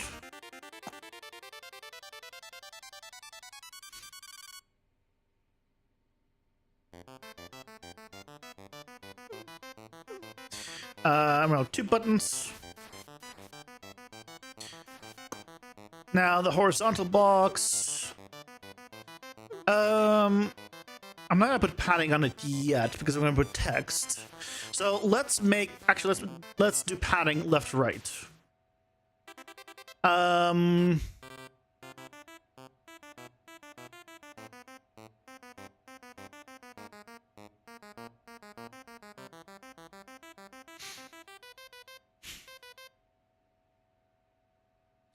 Text.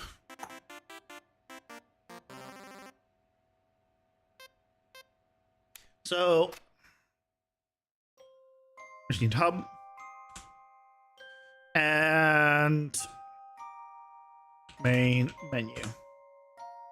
How big can we make this thing? That's plenty.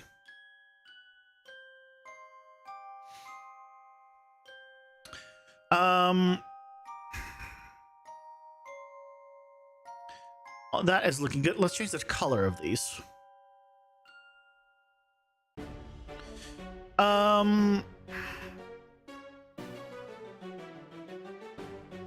I'll keep them red.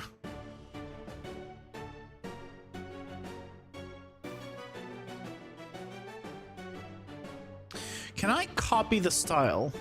I can.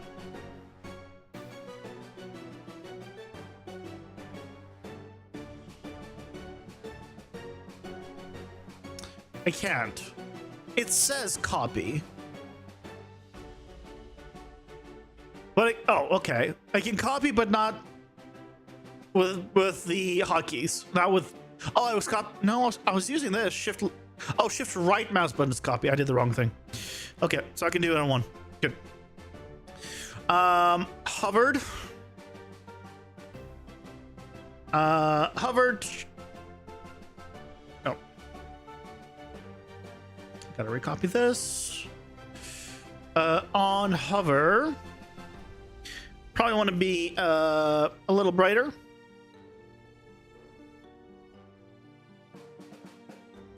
And on pressed, brighter still.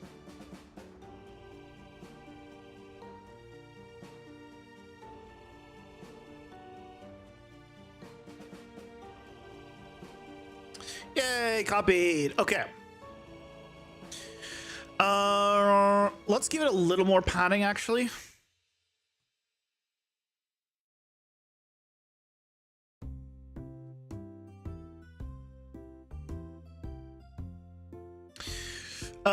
Probably don't want to do padding on the right on this one. Right, so that way these are the same on all sides. So if I want it to be bigger now, let's do 150. That might be a little too much. Yeah, that's too much. Let's try 100.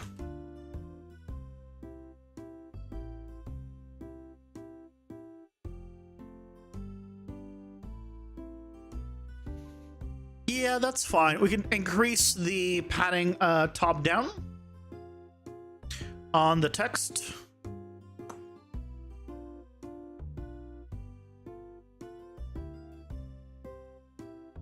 Again, to kind of push it up and down. Although the main menu does look a little scrunched. Should I just call it menu? Hub and menu? No, I feel like I should keep it main menu. Also, hub is all caps, the main menu isn't. Main Menu. Yeah.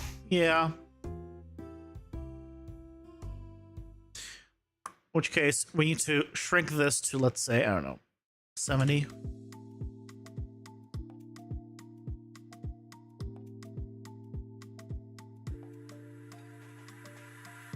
Okay. Better.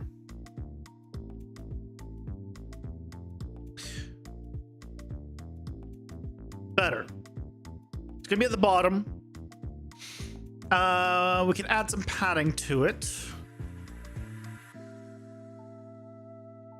I don't want to do anything but bottom padding, probably. Let's do like 10 off the ground.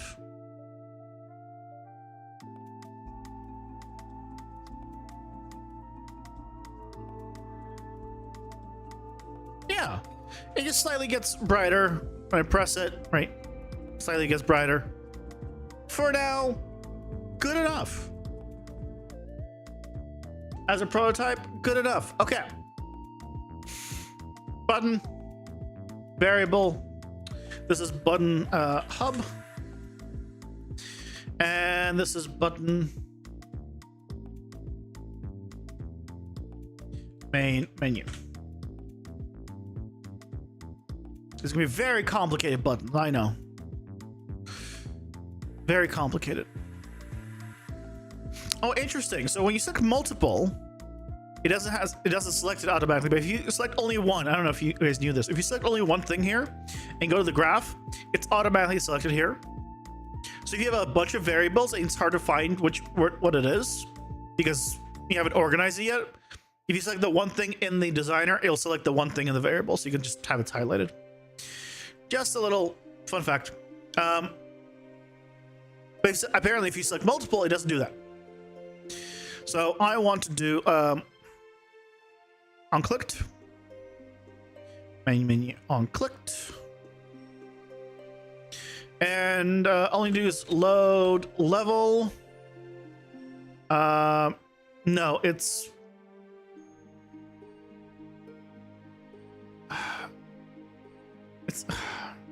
not called load level. It's called something else. And I always forget. God damn it. What the hell is it called again?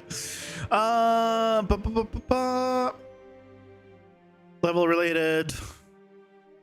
Level loading.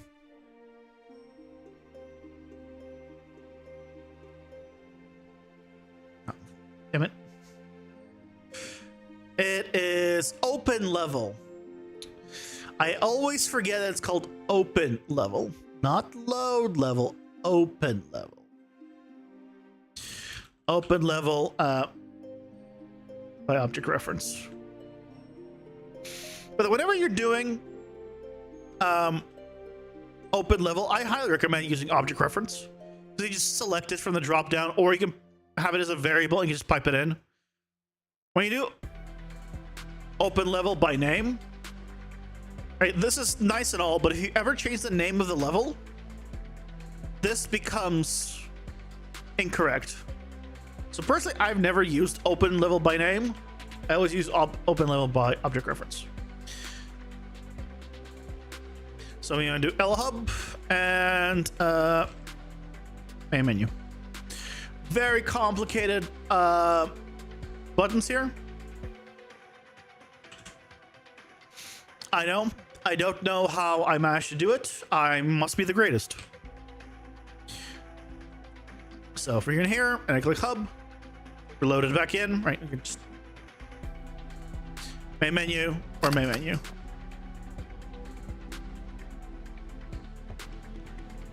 Excellent.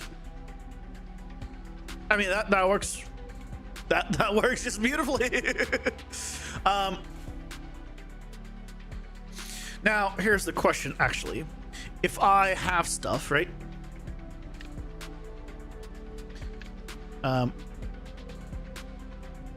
If I gave myself stuff and I go here and say, yeah, here's my stuff. Oh God, you know what? Honestly, I wasn't expecting that. Is that a terrible thing? I think if I had only one, it would be.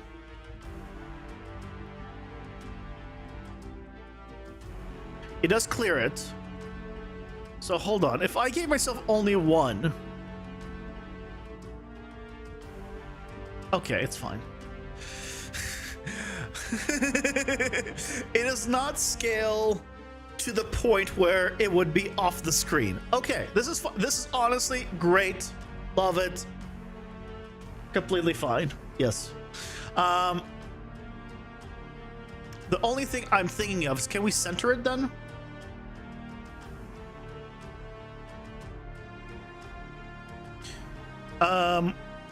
If I center it horizontally, would this work? Yeah. Cool. So we somehow only collect one card and die. Then that's what it's gonna be. Okay. Now, how the hell?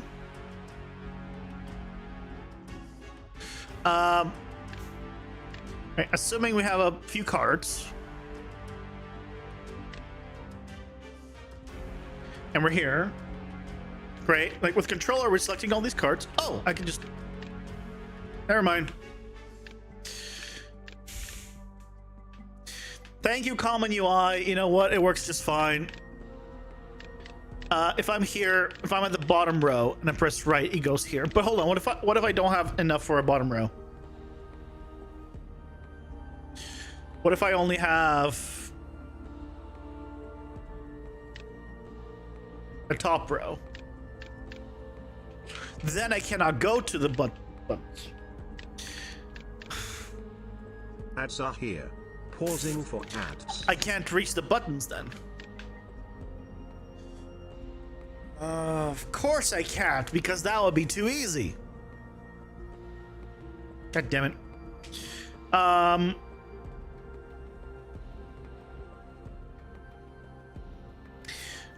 think it calls for a quick BRB while I think about it.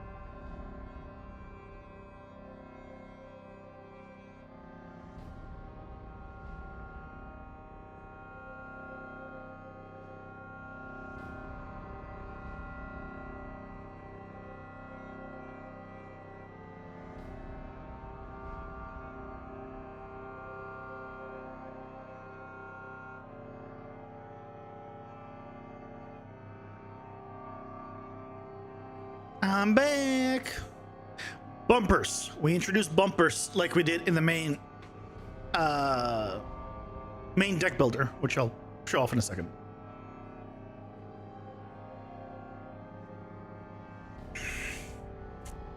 Because we're already using them in the deck builder, so a player might know already about using them there, and so right, because if I go into the deck builder, right, I have cards, but I can't go into the deck unless I press this button. Then I can go into the deck, or you can go back. Right, this swaps between the two. Right, and that's what we can do. We can swap between the buttons that way, the left side and the right side. So that way, yeah, control has an easy time.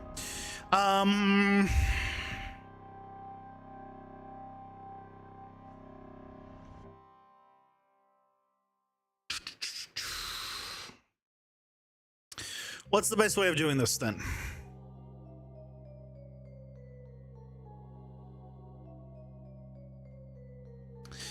We probably want to set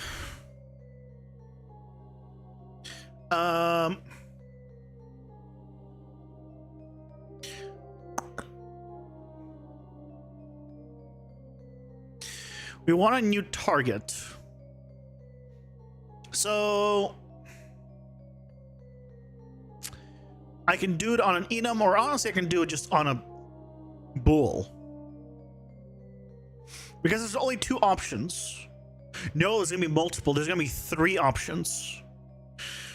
Right. There's gonna be 3 options, right? Because we're gonna have cards picked up. We're gonna have the currencies acquired, which could and like stats and all that. I'll put them all together, which could have a scroll, which means I'll need to be able to highlight one of them to just be able to scroll down, potentially. And then we'll have the menu buttons.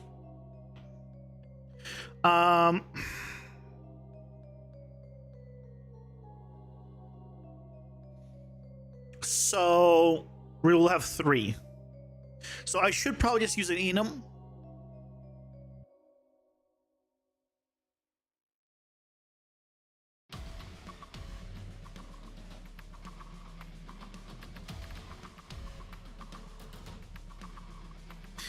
Let's make a game over.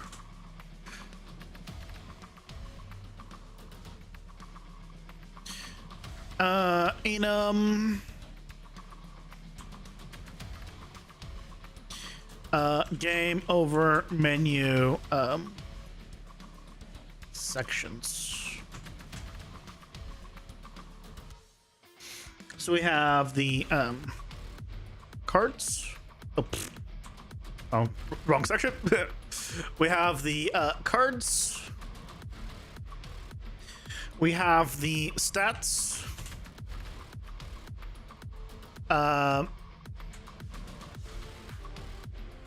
It's not really stat. I mean, it will have stats, like the stuff you picked up as well. And then you have the buttons. All of these need to be turned off for localizing. Okay.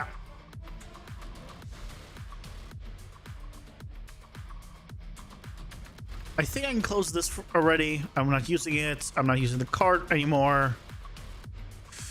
The collection, we don't need anymore. Yeah. There we go. No more mess. Fantastic. So now let's add a new variable. That is going to be our selected section. Sure. Game over menu sections. So by default will be cards, which is fine. But here what we can do is do a select based off of this. And when it is cards, we do this. And when it is buttons, I want to do this. And when it is stats, don't worry about it for now. Yeah, that should be okay.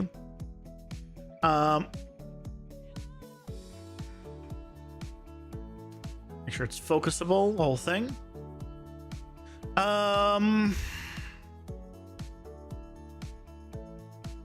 So we'll need a function. Just enable new section. And all I'm going to do is just deactivate widget and activate widget, which will re-trigger the get desired focus.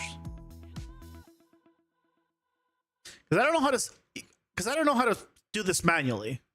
Because you can't do just get desired focus. You can get the target, you can get it, but you can't like run the function, right? Which is what I want to do, but this does it, so it's like. For now, that's what I'm doing. If I learn the proper way of doing it, I'll do that. So on key down,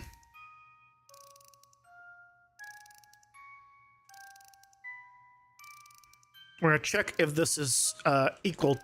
Get key. Get key. Check if it is equal to right trigger. And we also need another one for left trigger.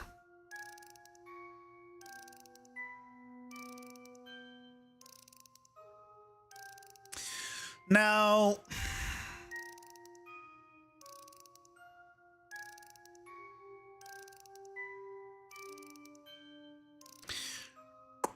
I should have it go in order, like next in right bumper, left previous bumper.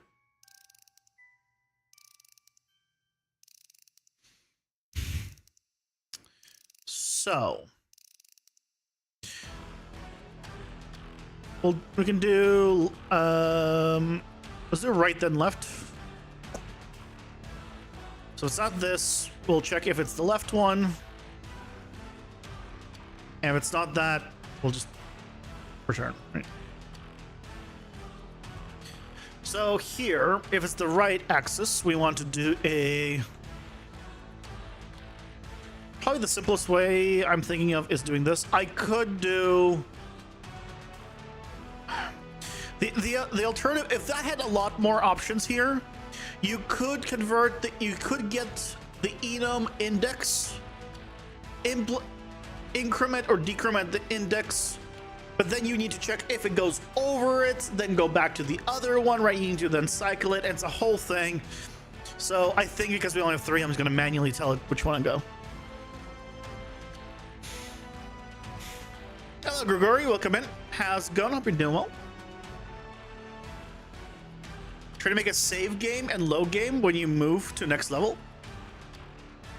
What's the problem? I have save game and load game implemented. Welcome back, Holy Crab. Welcome back. There's a lot of tutorials on it on YouTube if you're trying to find like a tutorial for it. So from cards, we're gonna go to stats. From stats, we go to buttons, and from buttons, we go to cards.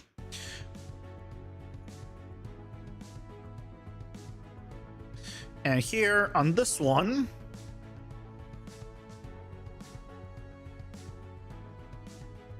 similar, but we're going to go backwards. From cards, it's going to go to buttons. From stats, it's going to go to cards, and from cards, it's going to go to wait. From buttons, it's going to go to stats. Yeah.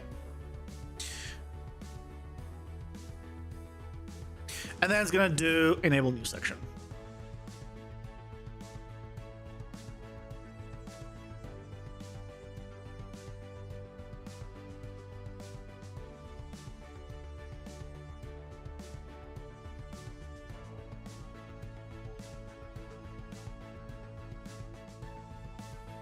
Copying 613 meshes into an actor. Freeze. Am I asking? I'm sorry.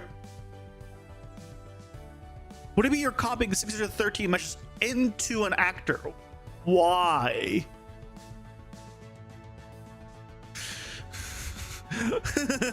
You are definitely asking too much. Why are you? What? I just have a question of why. Because there's better ways of doing whatever you're doing. I can promise you that. I just need to understand what you're trying to achieve. But there's, I guarantee you there's a better way of doing it.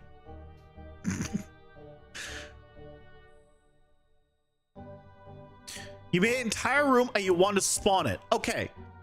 Okay, so here's what you do.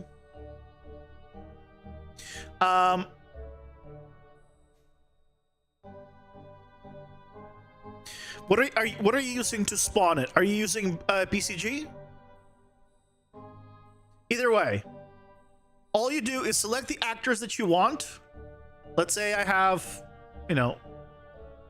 these are my actors, right? Just select them, right click, level, Create level instance.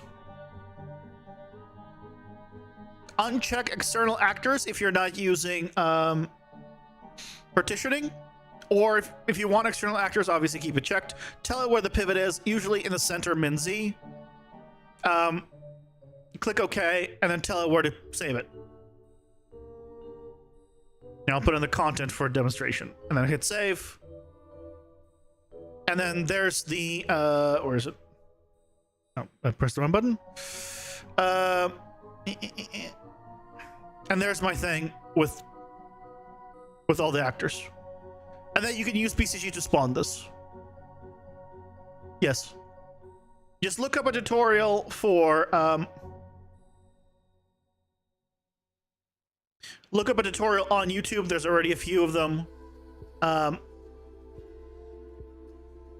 That for spawning level instances with BCG.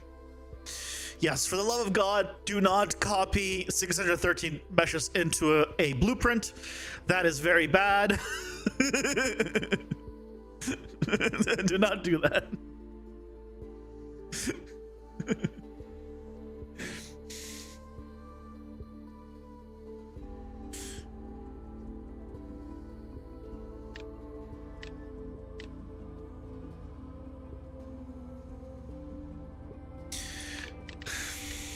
Okay, so I cannot get out of here, right? But if I press the right trigger,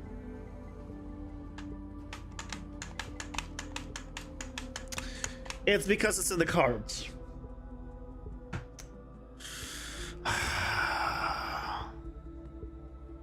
Logic is in the cards, not on the... This is the one problem that I always have with this stuff. Is I can't just have the logic in one nice place. The logic has to go here.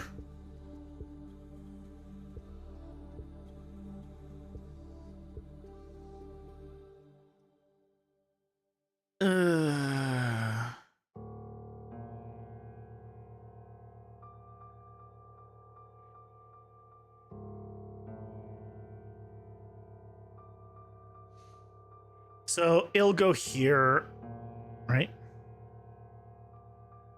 Face button left. No. I would need to.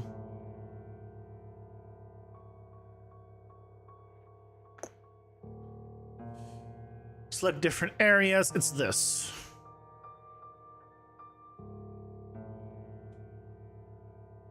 I'm pretty sure.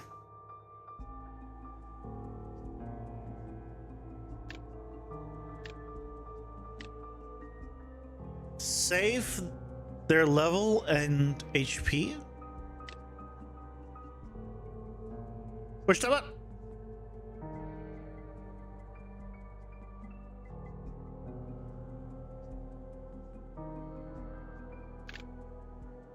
Yeah, so now if I press this, that's where it is. It's on the card. I wish that wasn't the case, Unreal. I really do. I mean, I get why, but I don't like it. Okay. Fine.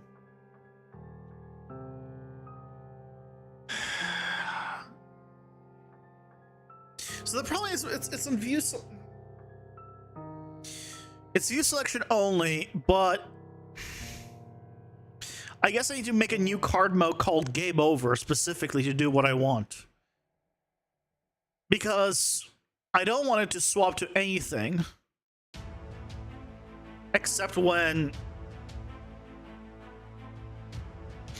it's on that screen specifically. And oh, but then no, but that's not possible because I'm using a child that's gonna always go here. I can check what the owner is.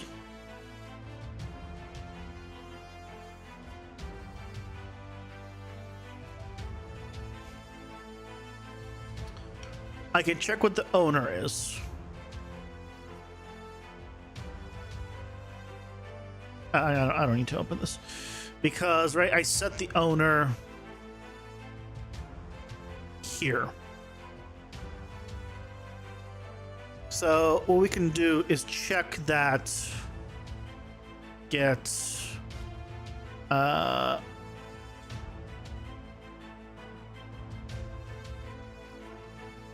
owner.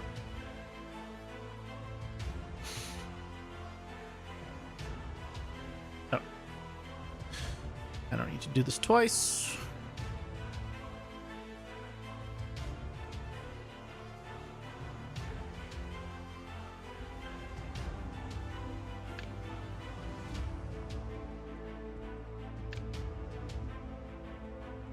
Yeah, it says game over, right? So we can just do a I don't suppose I can use this for a switch. No. So I can check if this is equal to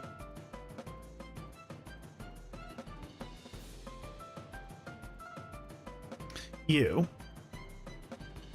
This should return true. Let's just double check it does.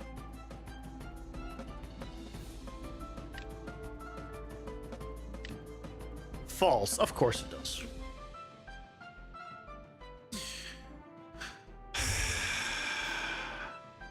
Because what? Why does it return false?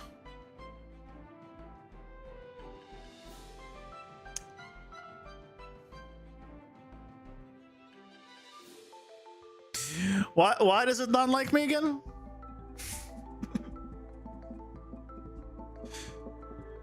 Oh, I need to get myself a card. Yeah. Yeah, it says.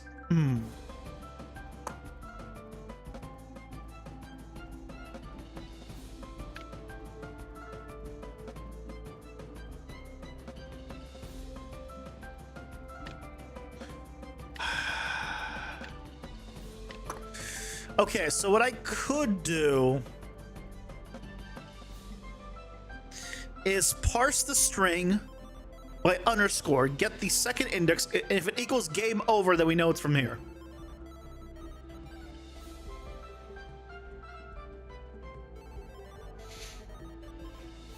If you're having buffering, Grigori, consider hopping over on the YouTube side.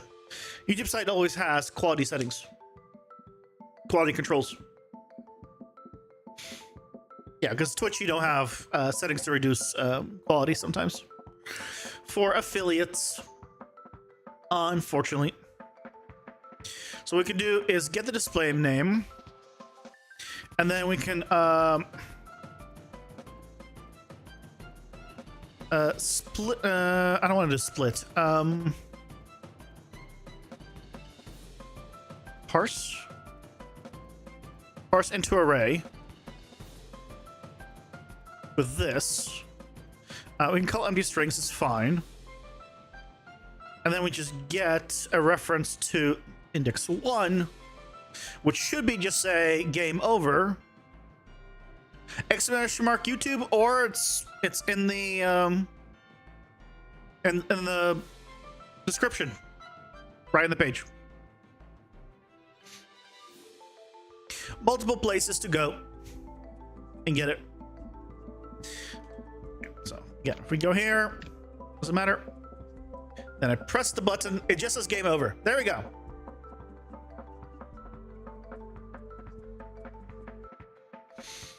So now we can just say, hey, is this equal to okay.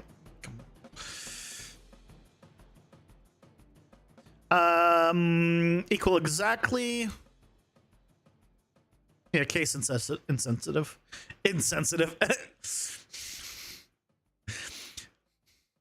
Okay. What was it?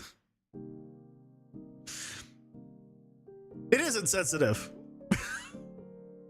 I did read it right. I was like, insensitive doesn't sound right. No, it is insensitive. Game over. Now, I don't like one thing about this, and that is I can't ever rename this really, but I don't see a reason to, I guess.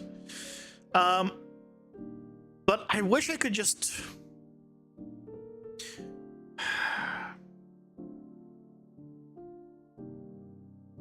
Yeah, I wish there was a better way of doing this. I wanted to just do an object reference, but didn't work, so workaround.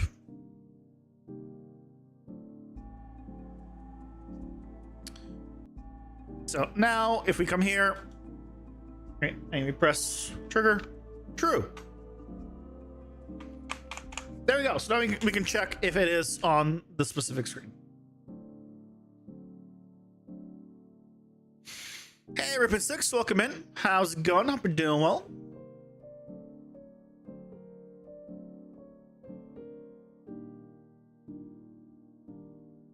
One moment. I'll read the message in just a second. Just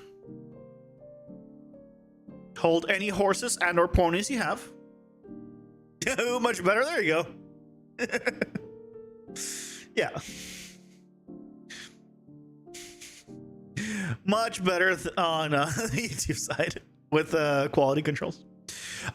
Let's say you have 2 spawn points and you have a for each loop to get the number of players. You want each point to be as far as possible away from the other. You want each... Oh, so you want the player to spawn as far away from each other as possible? Is that what it is?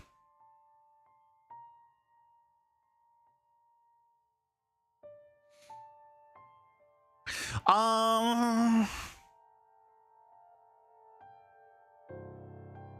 in PCG. Oh, okay. There is a distance node in PCG. What you would need to do is use a distance node. Save the distance. Here, I'll show you.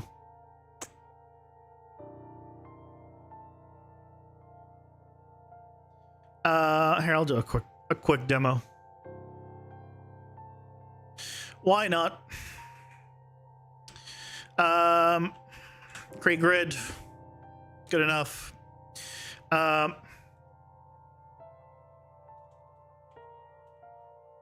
Density noise, so that way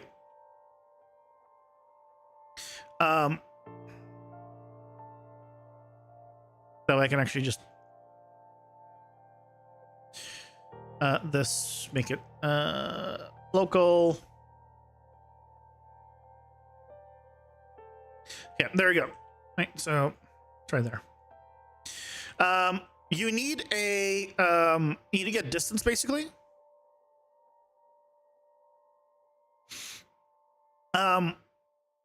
So what you can do is use a distance node, right? The source, I believe is, I always forget which one's which. I think target is all of them, and the source I will just do point filter, or yes, I get point count. There's a way to get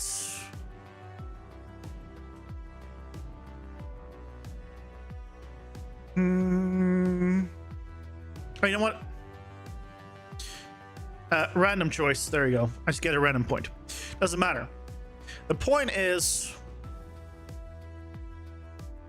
on this graph, if I move myself, there's a distance node because we're outputting to an attribute called distance. But that is the only point, so other way. There you go. It's this way. I always forget. The target is the 1 point that you're checking against. So, right, you have the distance here. You don't need loops here. For this, you do not need any loops. Right, so you have every single one of these points, right, is X distance away from this one location. So now all you need to do is do a sort attributes, and you want to sort distance, and now the distance is sorted. It goes from minimum to maximum, or if you want descending. Now it starts at the highest distance. So now index 1 is the first, is what you want. Then you can do like just a point filter. And then on this point, you can just say is equal to index constant 0. That's it. Inside filter is the furthest point. These are the furthest 2 points.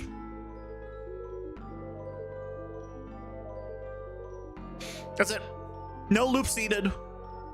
Nothing. From this point, this is the furthest point. Because I'm fast with the mouse, thank you, or I'm sorry. I don't know which one it is. Also, welcome in. Hope you're doing well. Right, so you like it? Good. Right, so we just basically, whatever your original choice is, whatever your original like thing you're checking against is goes to the target. All the options go into source, and then you just sort it by the distance, which just make sure output to distance, output to attribute is turned on, and you can change this attribute name if you want to. And then you just use that to filter. Yeah. Sort attributes is extremely powerful. If you want to grab the highest / lowest of anything, you can get the most left object, the most right object, the biggest, the smallest, the one that's, you know, etc., etc. I mean, right, this.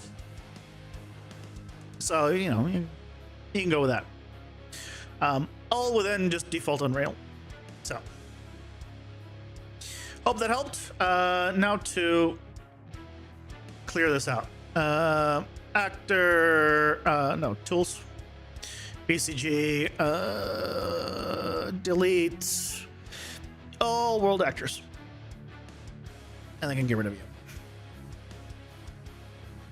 Goodbye.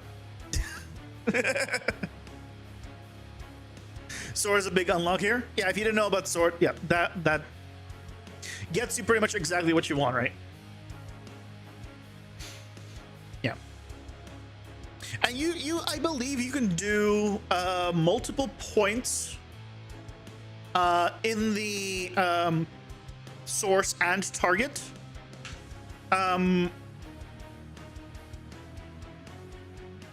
But then it will do the distance between, I think the average distance from each point. Ads are here. Pausing for ads. So if you want, I believe if you want to check how much is an X point somewhere in the world away from both, the furthest from both equally, right? Then you can do multiple into there. But if you want to do it per point, then yeah, this is the way. You could also, right, if you only have two, if you only have 2 points that you're checking against, you can do each one separately, and then just use an attribute to just find out which one is bigger using just a simple compare, and then output that point in the end. Because you just have 2 anyway.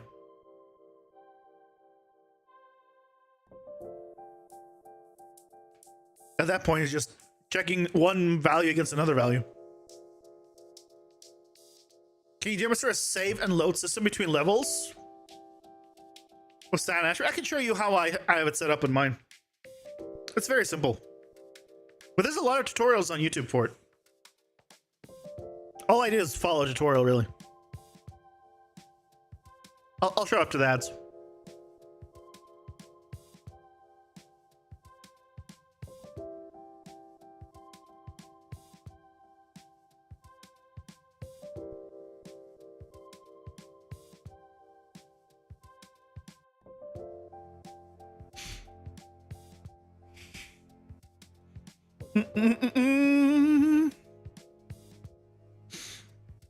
I'm kind of excited for tomorrow, and I'm kind of worried about for tomorrow because tomorrow I'm gonna be checking the 5.6, some of the 5.6 stuff. I'm hoping I'm gonna understand it all, or understand enough. We'll find out. We'll find out. Okay. So, if I go to my game mode, go to my save game and my game mode. So in my save game file, right, parent class save game, right, I have my variables. I just have a function just called get variables and save variables, which just takes a function and saves them or gets the variables if I need to, instead of doing one at a time.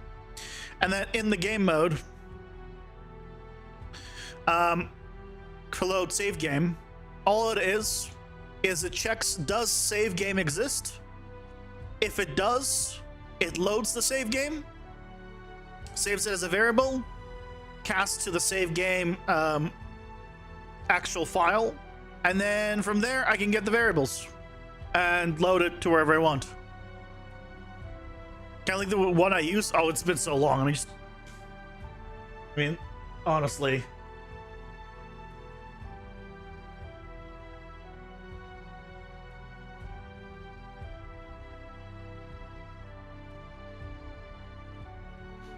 UE5 save game. Search it. There, Eli. Eli. Ollie is great. His stuff is good. You can use that. There's so many here. Which one I used? No idea. They're all pretty much the same. There's only really one way of doing it. It's just a matter of who does a better job explaining, to what you're trying to do. But the process is exactly the same for everything. Yeah. Pick anyone. Your stunts. Just do 5 save game. Nice and simple. And absolutely nothing like special on that one.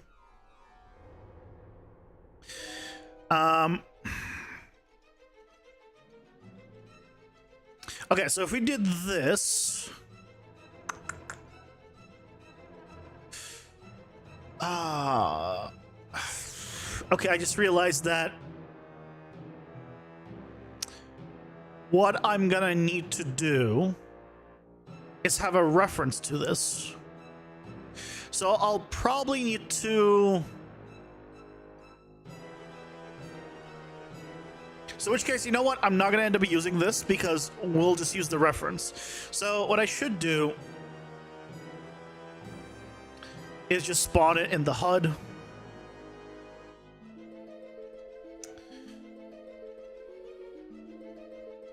Yeah, they will work with pretty much 5.0 plus, pretty much all of them. No, I don't think anything has changed with saving and loading in Unreal 5 at least. Maybe something if you go Unreal 4, possibly. I can't speak on that. But Unreal 5, it should all work, yeah. As far as I know, nothing there has changed at all. Okay, so let's do a new function. Load game over screen.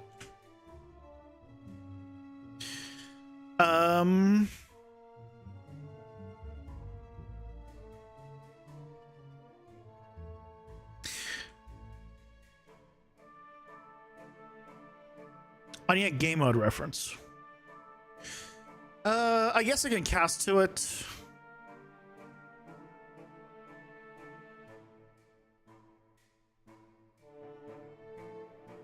Do I not have a game mode reference in the regular HUD?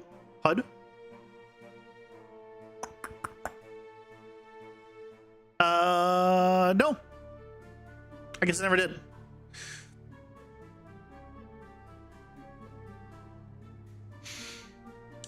What I could theoretically do... Go back to the game mode. I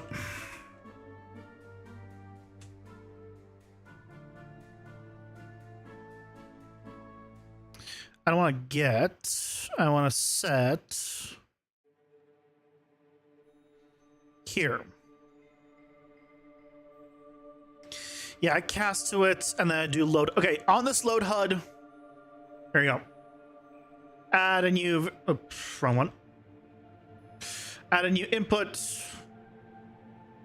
Game mode.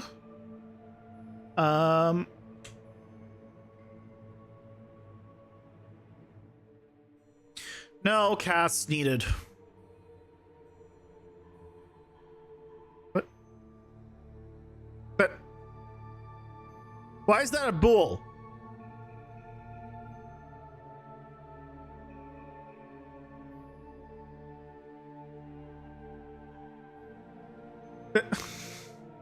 That's not a bool. That's not what I selected. Okay.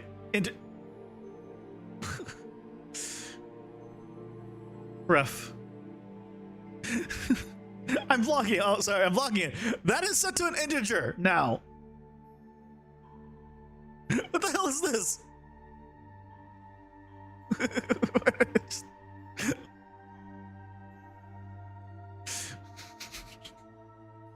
Unreal? Are you drunk?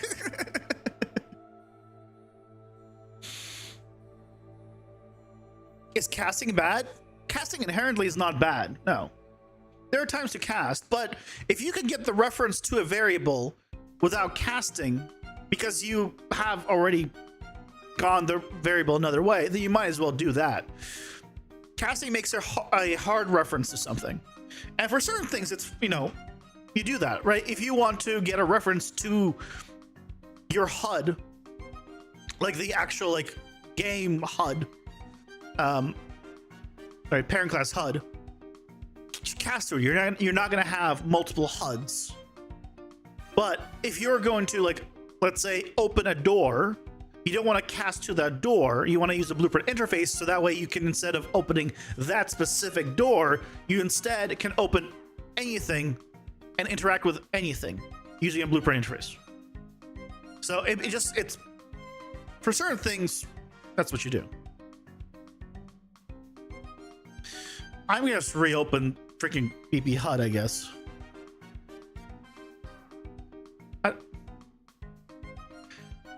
Guys, Unreal is drunk. I have no inputs. Wait, hold on. But my God, how did I selected? This was selected. Never mind. Just don't worry about it. Just wait. Hold on. No, it is drunk. It is drunk. Because I just.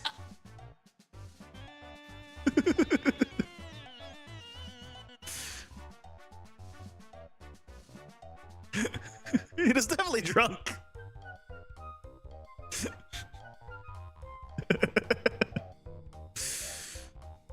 Okay. But I can't change this to.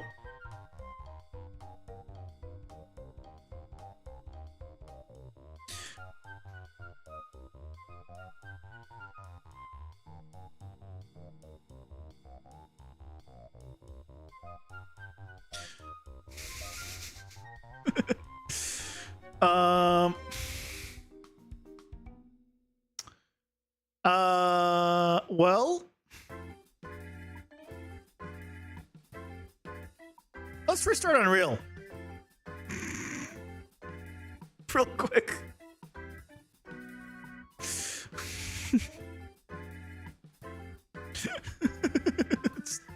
Let's just restart Unreal. I haven't seen that one before.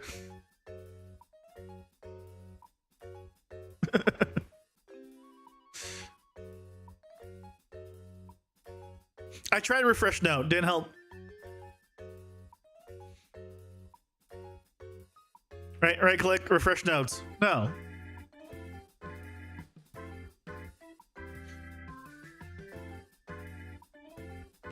Load HUD.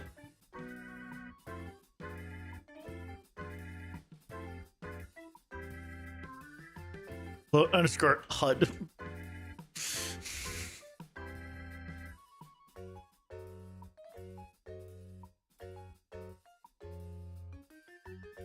Hold on, can I add a variable on this?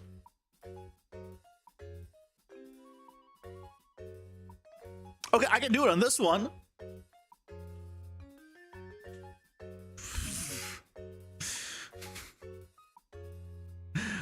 I don't know why. Okay, primitive variable. Game mode. Spell that right. Reference.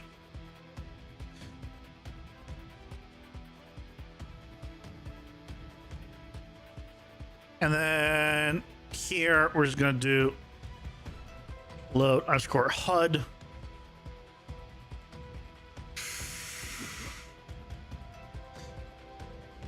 Self, plug that in.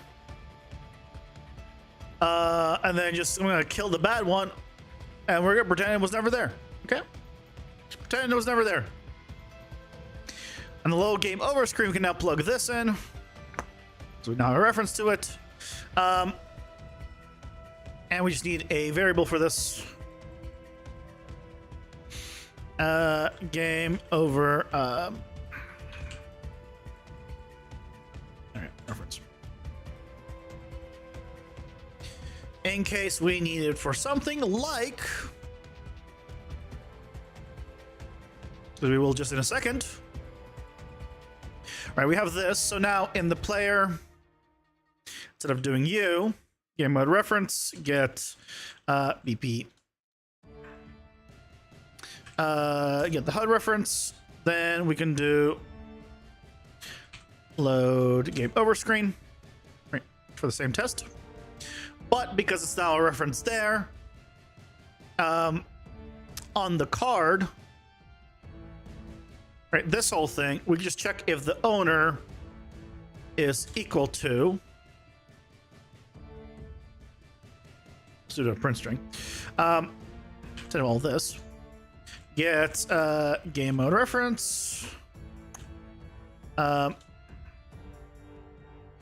EPP HUD reference, get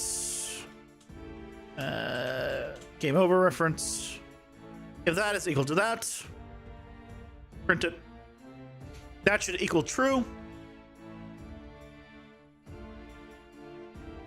I guess I can text it here. It doesn't matter. What's the problem here? Oh.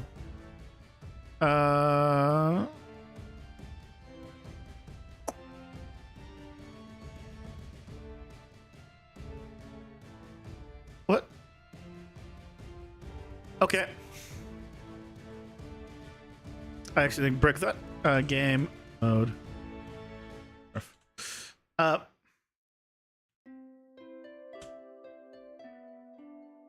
Let's fix that. Fix that. Okay, so now this should work.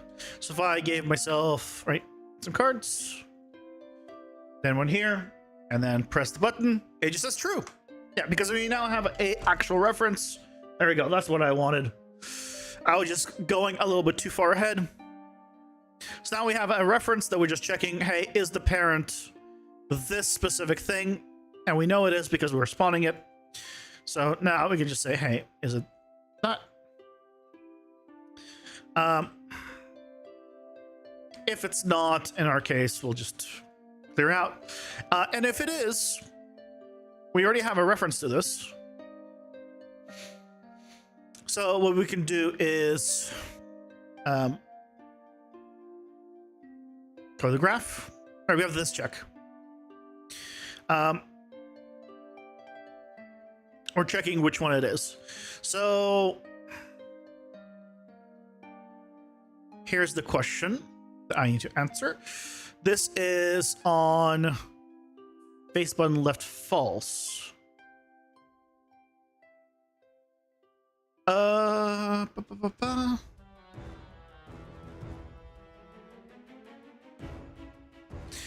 I need to have it go here instead of this.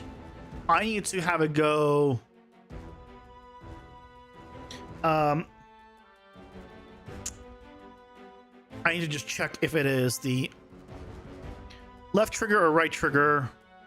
Right, we just do this here. Untrue. So if it's true here, it's true here, then I'm going to just put this as a function for both of these. This is going to be comes to function, next selection, and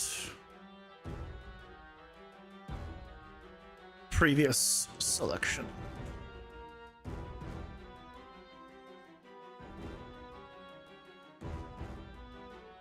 And here we can do next selection,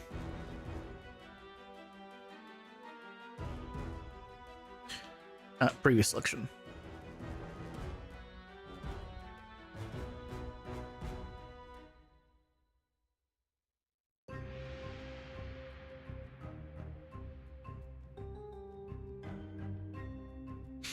Okay. So now if we try it again, right, just get ourselves a few cards. And we go here. We're in the card phase. We cannot get out of here. I press left trigger. I'm in the hub and main menu. You can see it's selecting. I press it again. I'm in a section I don't have access to, but I can go down to the hub area. But then I need to give that same control on those buttons. So these buttons don't have that, the option. Okay, because that was the card part.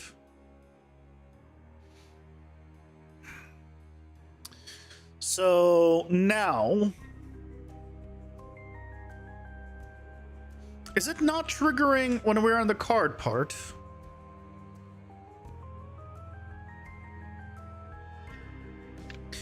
Because these are part of this widget, I would have figured it was.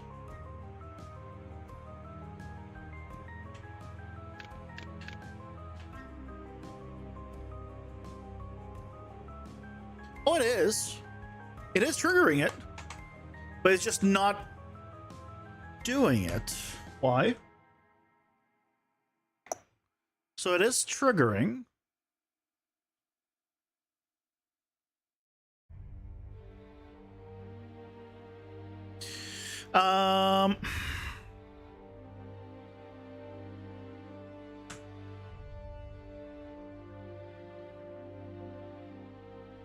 Try again.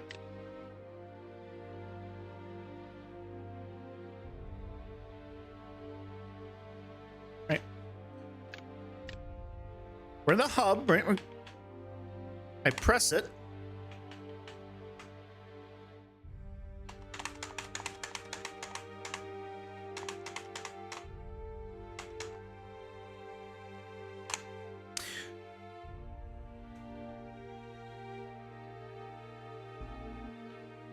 Why?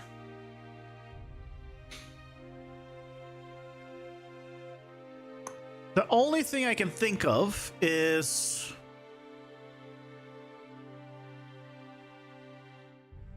this is not returning true.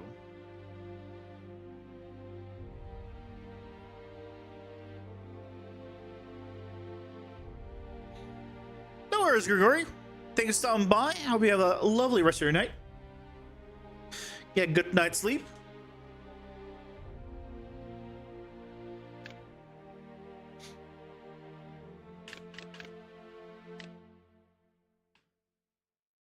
So it says false.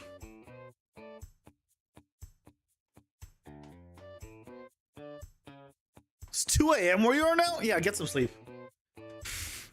I'm to be fair, I'm also going to be cutting off in just a second. Probably. Why is this false? I'm pressing the button. It's the correct button, Oh, wait. Gamepad. Right trigger. No. No, that is it right shoulder? No, shoulder is the upper one.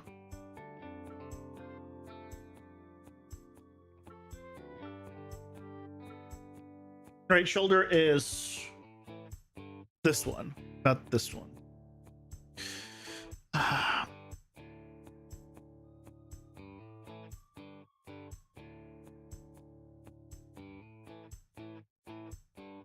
Let's double check.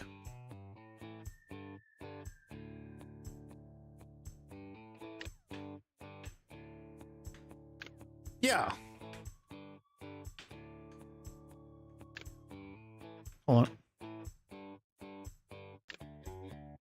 Yeah, so this works. It's just I wish I can get key display. Oh, here we go. Get key display name.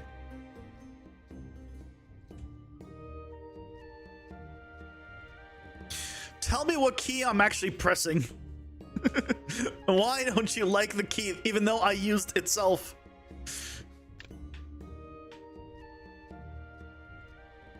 Gamepad right trigger digital. So apparently, using this button to select the key value and then just pressing it is not right. Right trigger digital. Left trigger digital. Wow. I mean, that's probably what I have it set up here, right? Yeah. I could have just looked here. Good job. Good job, me. So now if I have, let's say, a few cards here, right? I can go click. And now I'm here. Click. Here. Click. When I go left, it doesn't...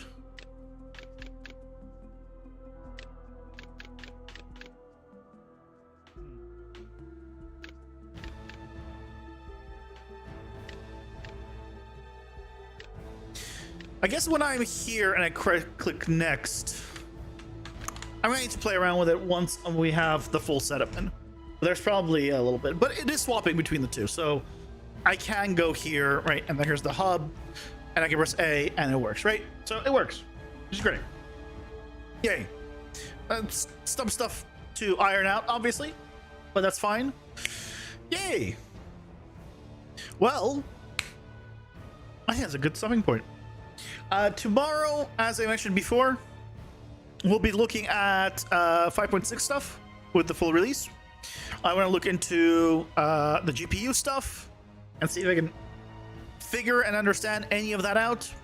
Because I'm curious if you can use GPU with no partition, or if you have to use partitioning.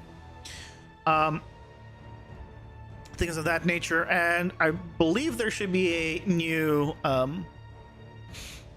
sample map to look at as well. So we'll see. But thank you guys so much for joining me today. I hope you enjoyed. Back tomorrow at 6:30 Pacific as always, and I hope you all have a lovely rest of your night. Take care, everyone. Bye bye.